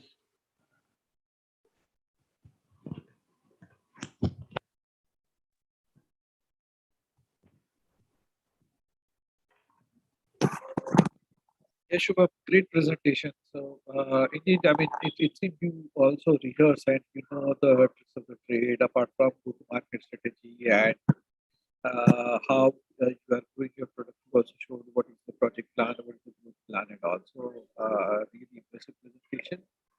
I really like the concept, and you did the pilot as well as now you are building initial traction. So that is really great session. I would like to ask one thing. I mean, do you have any patents? Have you created any IPR? Yes, sir. We applied for both. It's a utility patent and design patents in a 2020. Yes. And just on a first note, just because I listened the 1 minute left well, because I have already installed all market opportunity and target market. If you allow me, so I can go through that in detail. Yeah, you can take 30 seconds, no problem. Go ahead. Okay, so our target market is hospitals and dedicated. We are already partnering with new hospital designs NABH consultants. So they are helping us is to the building hospitals. They are building a specific room where all units will be dedicated airborne infection general isolation ward, which will be fully equipped with our AIIU units. And in existing beds, we have developed it is a portable solution, so it can be integrated in an existing bed within the 10-minute installation. And that WHO recommends 3 beds per 1,000 people for every country. So if we talk about our 20% bed calculation, and if we talk about the Indian population, there are 5.5 lakh bed market only in India, which is equivalent to the 5,500 crore INR. Okay, interesting. Yes. Thank you so much. Yeah, welcome. Hi, Shubham. Hello, ma'am. Hi. So Shubham, 2 things I liked very much. One is about the ambulance that you have thought of having this facility, and second, also this rental services probably to houses or smaller facilities. I'm assuming where a patient sort of a care is needed. Just one quick question: are there any competitors per se doing something very similar in and around or in India at a national level? Yes, of course, there are more than 25 companies around the world who are providing this ambulance solution, but we are first of its kind in a hospital healthcare facility solution. So the bed equipment, and we do the all integration. We provide the same ducting line and provide one bigger unit. For that, we are the first in India, and not only in India, in the world, because it is just another extended application, extended isolation solution, which we have gone through this time. But with reference to your mechanism that you have for isolating a bed or an area, is there any specific USP compared to most of the competitors that you mentioned, at least let's say within India? Yes, of course, because all of them are using the traditional filtration system. So we have gone through the research and development. Our utility patent is also based on that we are providing air sterilization, which is not only limited to the UVC sterilization or any cold plasma. We have in process to develop a totally new type of sterilization, which will be general terms covering 99.99% harmful virus bacteria. Right. Great. Thanks, Shubham. Yeah, welcome. Thank you, Shubham. Thank you, Shubham. Thank you, jury. Our next presenter for today is Nidhi Jha from BioPod. Nidhi, please unmute yourself and share your screen.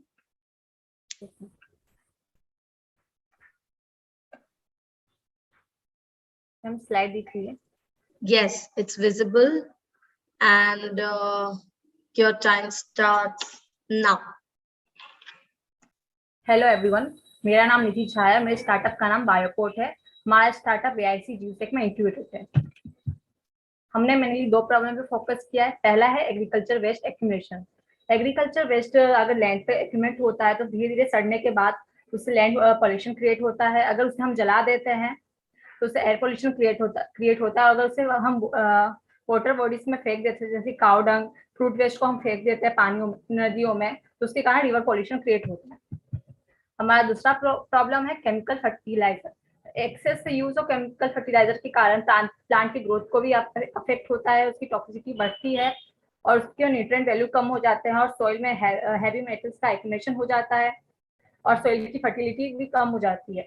इन सभी problem को solve करने के लिए हमने अपना बायोपोर्ट solution निकाला है, जिसमें हम पहले जितने भी एग्रीकल्चर वेस्ट होते हैं, जैसे कि sugar cane, coconut husk, cow dung, fruit waste, maize husk, rice husk और दूसरे अलग टाइप के एग्रीकल्चर वेस्ट, इन सबको कलेक्ट करते हैं और उनको ड्राई करके पाउडर फॉर्म में कन्वर्ट करते हैं।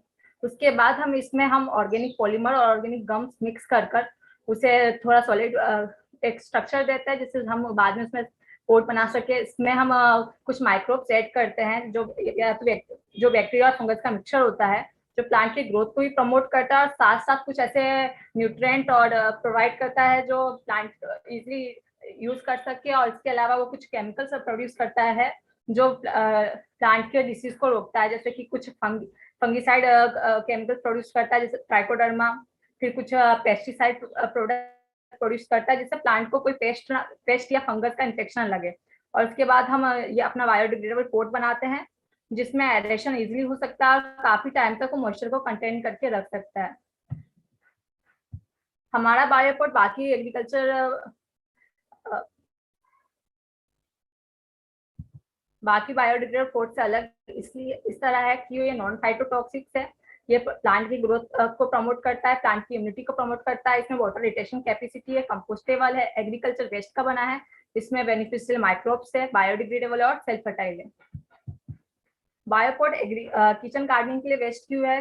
इसमें इजीली सीडलिंग हो सकती है और सीडलिंग के बाद ये कम्प्लीटली बायोडिग्रेडेबल है, तो आराम से हम इसे दूसरे पोट में जब डाल देंगे तो धीरे धीरे 3 महीने में डिकम्पोज हो जाएगा। उसके जितने न्यूट्रिएंट है और जितने माइक्रोब्स वो सॉइल में मिक्स हो जाएंगे, जिससे प्लांट की ग्रोथ की इम्यूनिटी भी ग्रोथ बढ़ेगा और उसमें फंगस और पेस्ट के जो इन्फेक्शन के चांस वो काफी कम हो जाएंगे। इसमें ये सॉइल की क्वालिटी को भी बढ़ाएगा और काफी टाइम तक अराउंड 6 to 7 मंथ हमें फर्टिलाइजर की कोई जरूरत नहीं होगी। इसमें जो माइक्रोब्स है वो सॉइल की इम्यूनिटी और फर्टिलिटी को बढ़ाएगा और उसकी स्ट्रक्चर को और क्वालिटी को भी इम्प्रूव करेगा। 1 minute left. प्लांट प्रमोट कर सकते हैं। ये हमारे कुछ प्रोटोटाइप्स हैं। ये हमारे कॉम्पिटिटर्स है, Sow And Grow, Bombay Greens, Cowport, BioQ, Eco Solution, Grow Greens. ये हमारा टारगेट मार्केट है, nursery, horticulture, green house, cooperative gifting industry, organic store, terrace gardening sector.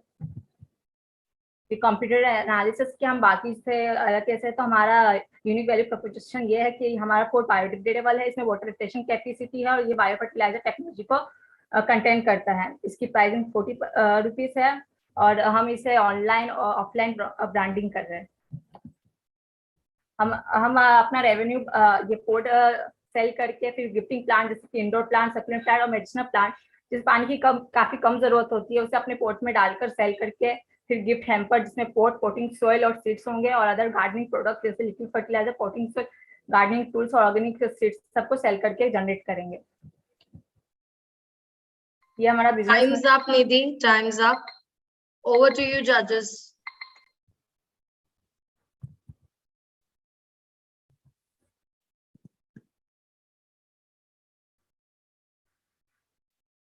So maybe you can stop screen share so that you can see.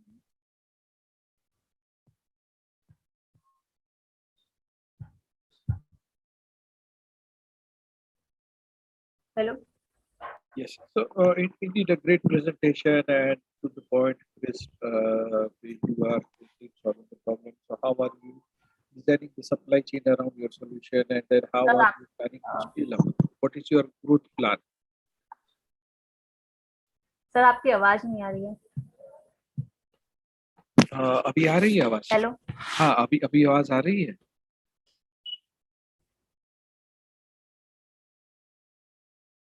अभी आवाज आ रही है?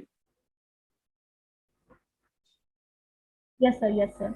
Okay, so आपका growth plan क्या है? आप अगले 1 साल में किस तरीके से अपने स्टार्टअप को आगे ले जाना चाहेंगे?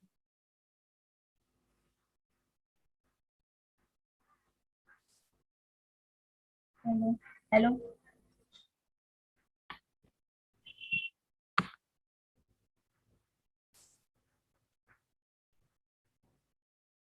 Nidhi, can you hear?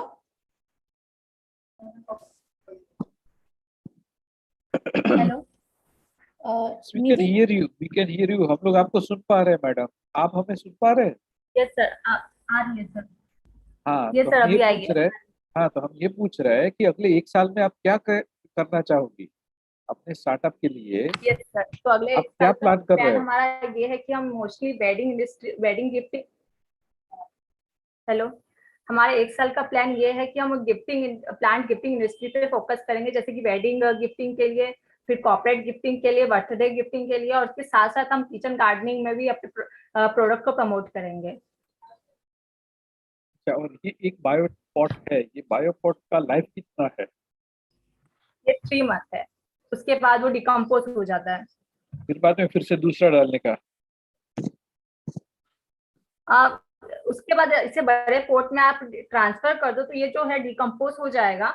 और ये मोस्टली इसका यूएसपी है कि ये कंपोस्टिबल और सेल्फ फर्टाइल पोर्ट है. तो इसका यूज करेंगे तो हम कंपोस्ट या कोई और फर्टिलाइजर और पेस्टिसाइड या कुछ और ऐड करने की जरूरत नहीं है. बट मैं तो एक अलग टाइम के सोच बाद रहा हूँ मैडम. मैं अलग सोच रहा हूँ. समझ लीजिए कि आपने मुझे गिफ्ट किया और मैंने अपने टेबल पे रखा. फिर बाद मुझे हर 3 महीने में हर एक दिन चेक करना पड़ेगा, भाई इसमें लीक होना चालू नहीं हुआ, इसका लाइफ बरोबर है करके. तो राइट, जो आपने गिफ्टिंग का बताया, मैं इसीलिए मैं गिफ्टिंग का एग्जांपल ले रहा हूँ. तो I mean how do you prevent that? आप उसको कैसे रोकेगी? गिफ्टिंग के लिए ये है कि गिफ्टिंग के लिए हम जो प्लांट जो यूज करेंगे वो इंडोर प्लांट्स जैसे सकुलेंट, स्नेक प्लांट वगैरह होंगे. उन्हें 10 दिन में थोड़ा सा पानी चाहिए होता है. इसमें इसकी सेल्फ लाइफ तो 1 साल से 2 साल तक आराम से चल सकती है. फिर भी उतना खराब नहीं होगा. और हमने इसके नीचे प्लेट डालने का भी सोचा है, क्ले प्लेट, जिससे जो पानी का जो ड्रेनेज जो होल करके इसमें से जितना एक्स्ट्रा पानी वो नीचे से निकल जाएगा, तो इसकी सेल्फ लाइफ को हम और बढ़ा सकते हैं. अभी आप कितने ऐसे क्ले पॉट कितने मैन्युफैक्चर कर सकते हैं? ये बायोपॉट? हाँ. अभी तक हम लोग ने 500 प्लस मैन्युफैक्चर करवा लिया है. करवा लिए है तो आप किसी और को देते हो मैन्युफैक्चर करने के लिए? हाँ.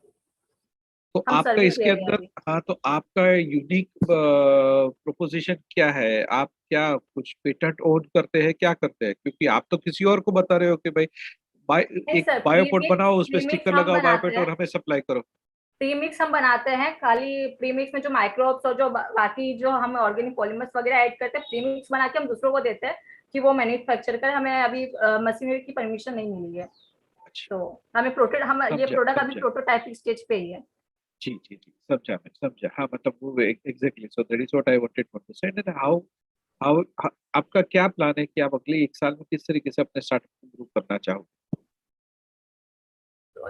यही कि हम कॉपरेटिव गिफ्टिंग और ये सब में अपने कंप्लीट पूरा एक हैम्पर जैसा कुछ तैयार करें और सस्टेनेबल पैकेजिंग में अपना ये पोटिंग सॉइल, प्लांट सीड, ये सब किसे, क्योंकि हमने थोड़ा मार्केट सर्वे किया तो हमें पता चला कि खाली पोट लोगों को दे तो उन्हें समझ में नहीं आता किसे यूज कैसे करना है. पर अगर हम जब इसके साथ इसका पोटिंग सॉइल, सीड्स देते हैं या इसमें प्लांट ग्रो करके देते हैं तो कस्टमर इजीली कन्विंस हो जाते हैं और उसे लेते हैं. ठीक है, thank you madam, thank you. Thank you. So, Nidhi, just 1 or 2 small points from my side.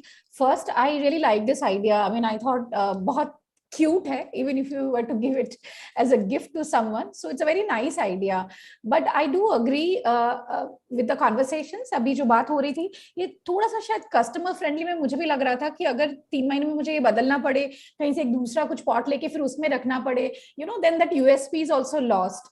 तो पता नहीं, अगर कुछ थोड़ा जो प्रोडक्ट इम्प्रोवाइजेशन में अगर आप थोड़ा कुछ और सोच सके तो बहुत अच्छा रहेगा. That's number 1. नंबर 2, मैं ये सोच रही थी कि मुझे लगा, मैंने शायद देखा प्राइस आपने 15 रुपए कुछ लिखा था पॉट का. 40 रुपीज है. 40 रुपीज राइट. तो अगर खाली गिफ्टिंग और यही सब अगर आप सोचे कि हैम्पर्स बना लें, गिफ्ट्स बना लें या छोटे मतलब कोई अच्छे से ऐसे रिचल्स में रखें, तो मुझे लग रहा है एक पूरे साल में भी मतलब एक अच्छा बिजनेस और रेवेन्यू बिल्ड करने में आपको टाइम काफी लगेगा. Right.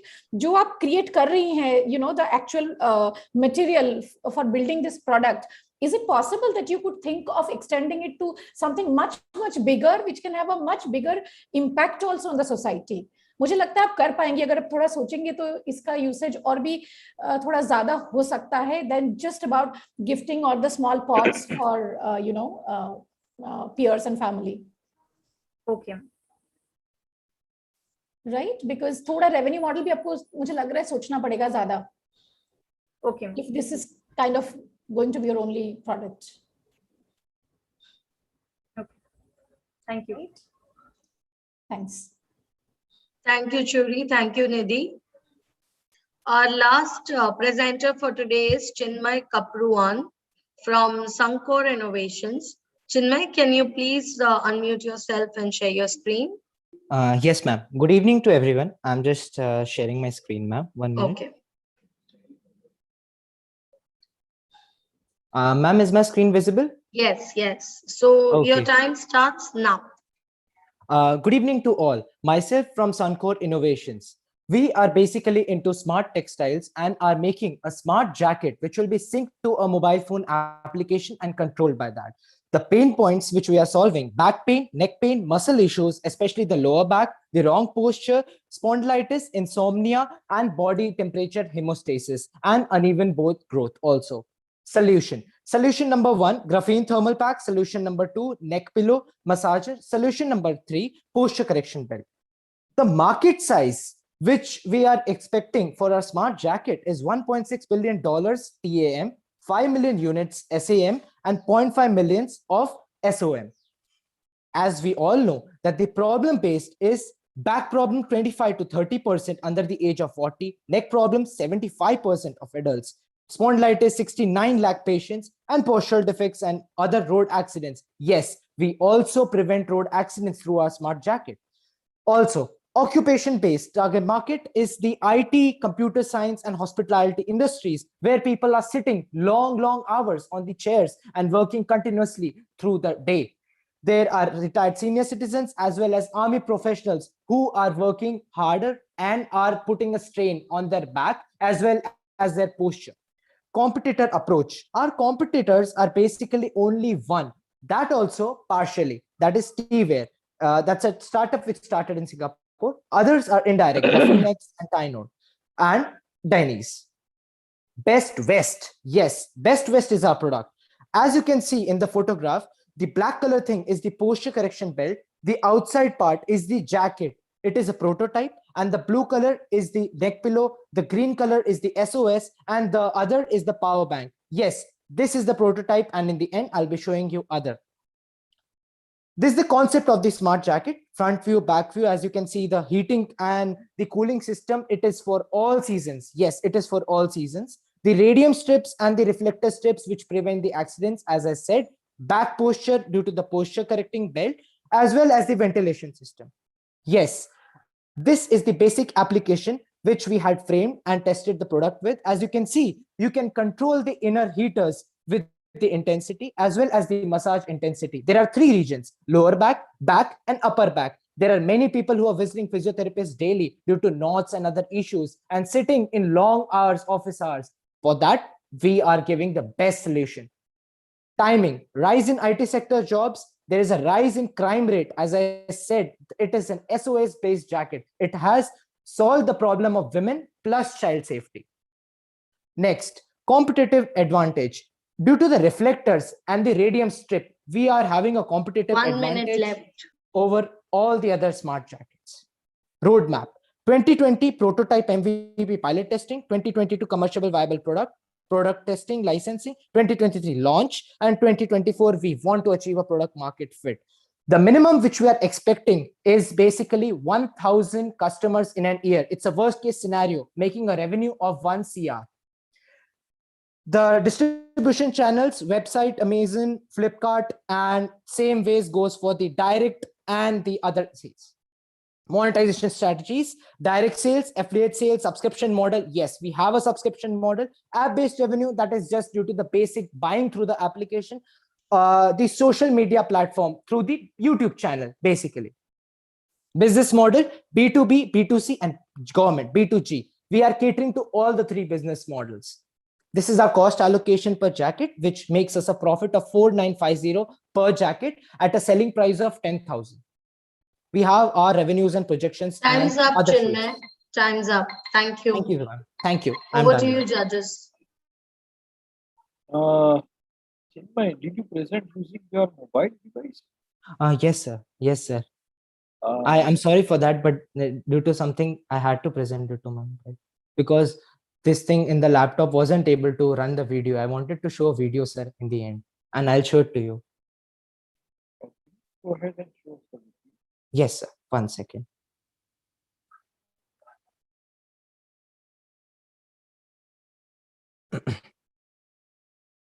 So can you see?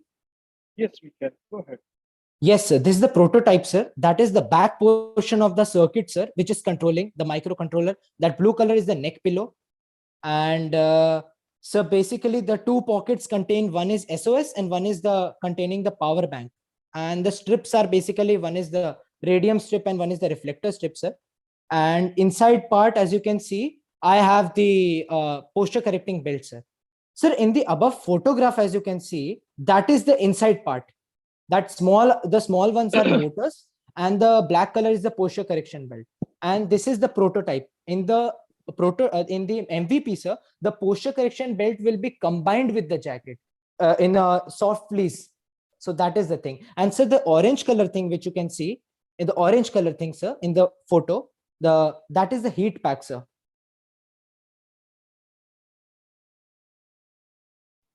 Okay. Yes, sir.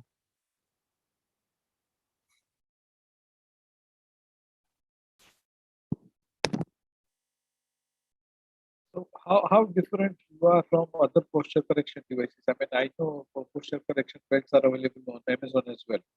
Okay. Yes, sir. Sir, it is a very definite thing. This smart jacket is completely an untapped thing in entire India and Asia. This I am guaranteeing you. Other thing is, sir, there is nothing of this sort which is correcting your posture, which is providing you a back massage, which is giving you the child and women safety, as well as has a integrated pillow for the insomnia purpose. There is nothing of that sort, sir, in complete India. And that's the reason, sir, we are tapping into this and we are expecting this to, like, it's just exponentially. As I showed you my sheet, sir, it is exponential. I'll just show once again, sir. As you see, sir, this thing. The fixed cost per period, sir, it gives us a break point of 87. That means in 3 years, we are guaranteeing to reach the break point. Because, sir, the smart jacket is, I'll just try to make you like a little bit more clear. So the smart jacket, once you wear, firstly, one jacket you purchase for all the seasons. You don't require a raincoat sort of a thing or a jacket for winter separately. One jacket you buy and you're wearing it, sir. You wear it continuously during the office time because my jacket is completely breathable, my outer layer. And, sir, the inside part, as I mentioned, soft fleece. One important thing, sir, this makes our business sustainable. Soft fleece is made from the plastic bottle recycling, 2.5 billion bottles in India. We are making this sustainable due to that. And other thing is, sir, if I just give you a small comparison, earphones, normal earphones, wireless, costing around 6 to 7 these days. In 10, if you are getting these many features which is keeping your posture correct, which is not letting any problem occur to you, which is preventing accident, which is having an SOS, along with that, it's providing you massage, because, sir, everyone is sitting throughout the day, and 87% people are having back problems, spondylitis in India. Now, due to that, sir, it is a step which we have to take, and this, like, smart textile is the future, sir. And my prototype. बहुत डर लग रहा है अभी, चलो ठीक है, fine. I don't have any other questions. Let us move on, sir. Thank you so much. And let us get into the question and answer. Sure. So you have made the prototype, and how do you plan to move further? Okay, sir, for the next thing, basically MVP, actually we will be needing 90K for the MVP. That is according to my calculation. This is one thing. And, sir, jo hamara roadmap plan hai, if you ask me that, we have to go for the IPR immediately after I complete my MVP. and I'm 100% sure that it will be allotted. After that, sir, I'll I be like your basically style of saying that we don't have filed patents. I like your style of mentioning. Yeah, I mean, smart guy. Yes, he said that immediately after I do my MPP, I recommend that we should go for the patent.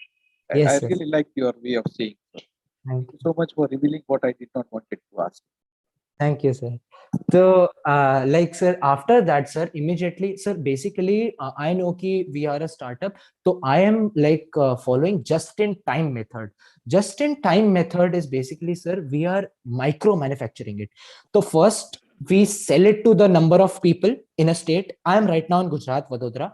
I'll sell it in Vadodara. I'll collect my revenue. Slowly, I'll expand to the other cities of Gujarat, and then I will scale to the other states.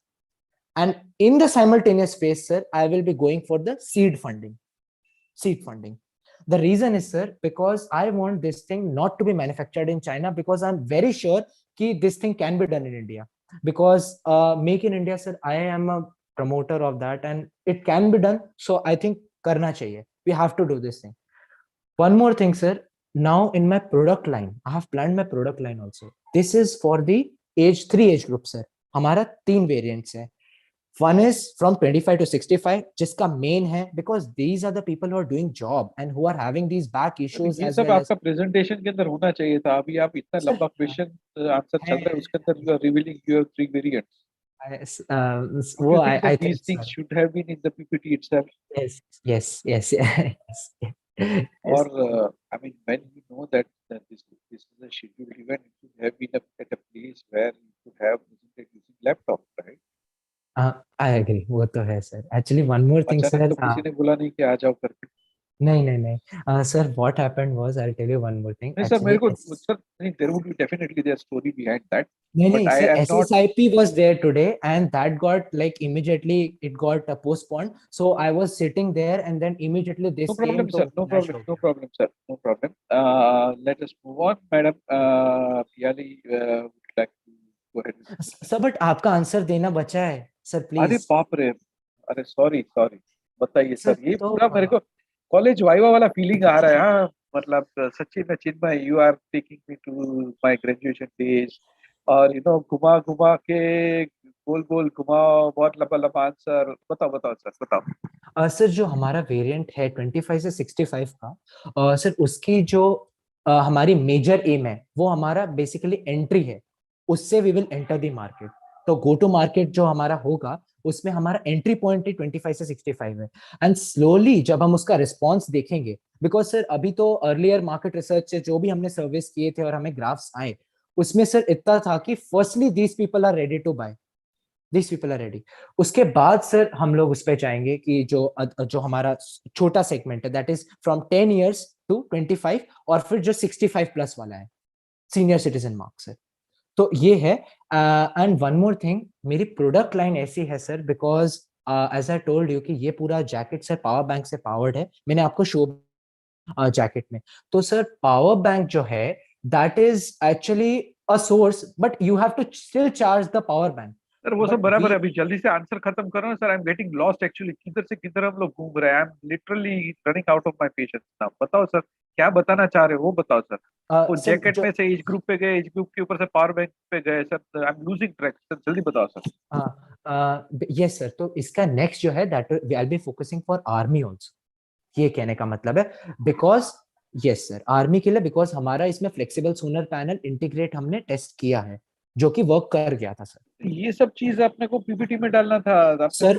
तो कुछ दिखाया नहीं sir. Sir, but actually when I don't have the prototype completely tested, I can't put it. मेरा बाकी सब already tested. Road map का एक slide बना के कर सकते हो ना. There is road map, growth plan, वो सब दिखा सकते हो ना. जरूरी नहीं है कि वहां पे होना चाहिए. अभी now let us conclude. Thank you so much sir. You've been a great guy. Thank you. Over to you madam. Please go ahead with your questions. I just have one question, maybe once is the product is ready. ये अगर constant heating, let's say somebody has by wearing this jacket, from a health perspective, is there any impact on that person? Let's say अगर मैं दिन में 6 घंटा पहन रही हूँ और एक वीक तक पहन रही हूँ because I'm sitting in the office and I want to be in the right posture and maybe I have a backache and all of that. Does it create an impact after some time? Any medical practitioner has been consultant or asked? Because in the houses also a lot of us have got those heating machines for backaches and all that. We don't use them often. It's only probably when you really have a unbearable, maybe an ache. So Yes, ma'am. Can it have an impact? Maybe it's a good idea if you have not asked any doctor. Then Ma'am, I'll tell you, ma'am. Firstly, ma'am, हमारे जो consultant है, he's a physiotherapist, and in my team, I have a Ayurvedic medical student. मेरी team में भी है. So, ma'am हमने दोनों से कंसल्ट किया है. Ma'am, there is a concept of dry heat and wet heat. तो मैम हमारे जो जैकेट है उसमें dry heat देते हैं, which doesn't affect your body's hemostasis. और इसीलिए मैम जो ड्राई हीट है वो दो चीजें सॉल्व करती है. वन थिंग आपको आपकी गर्मी जो है that it maintains, and ma'am second thing is जो आपकी मस्कुलर नॉट्स के लिए आपको जो ट्रीटमेंट हो रहा है अलोंग विद मसाज, वो सेम चीज वो एक साथ करती है. So there are two functions of that heat pack. Ma'am thanks, I'm glad that you've already looked into this aspect. Thank you. Yes, ma'am. And ma'am, for the weight, अगर आप पूछो, ma'am, we are basically bringing down the weight to 1.6 kgs. 1.6 because, ma'am, this jacket can go into sub-zero also.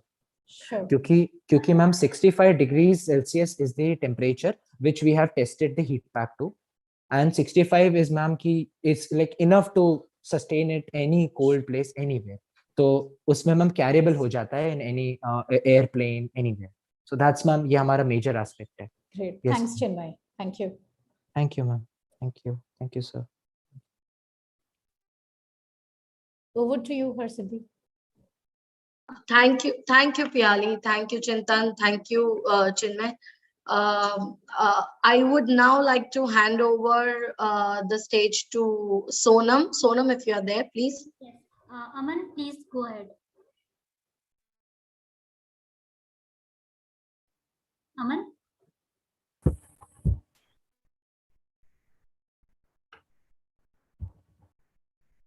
Hi, hello everybody. Am I clearly visible and audible? Yes, you are. I am Aman, my name is Aman, and I am a designer at Vruksh Foundation. I'd like to thank all the participants on behalf of the entire Misfits and Vruksh team for taking the time out and presenting your exceptional ideas. Now to the jury, Oza sir and Chattopadhyay ma'am, for taking the time out on a Tuesday and being so patient with our participants.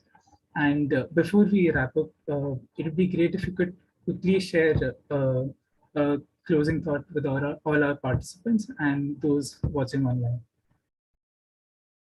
Ma'am, sir, any one of you.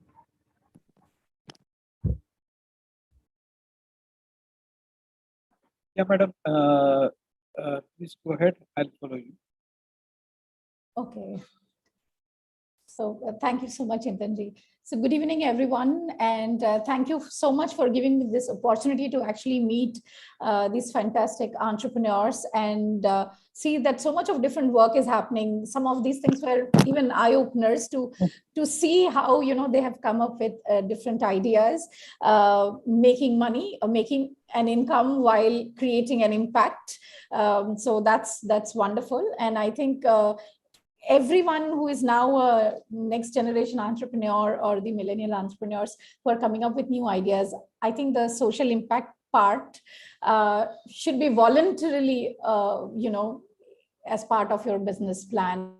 And I'm sure whatever our business is, there can be some way or the other, we can have at least a small part of it, which can create a very positive impact in some way or the other, whether you are in edtech, fintech, or any other sustainable, development products. I think it's very much possible to do. And I'm so glad that these, 10 young entrepreneurs today have thought of doing it.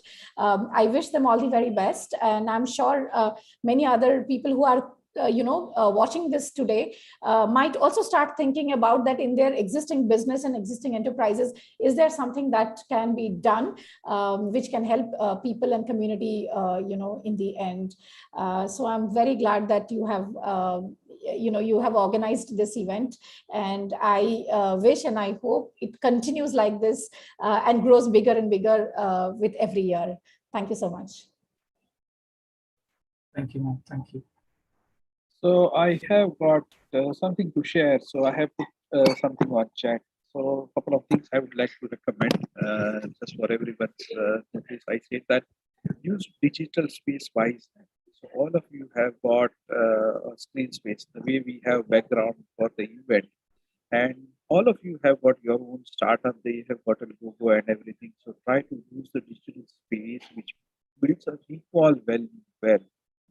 So please use Canva and other tools and use your digital space well.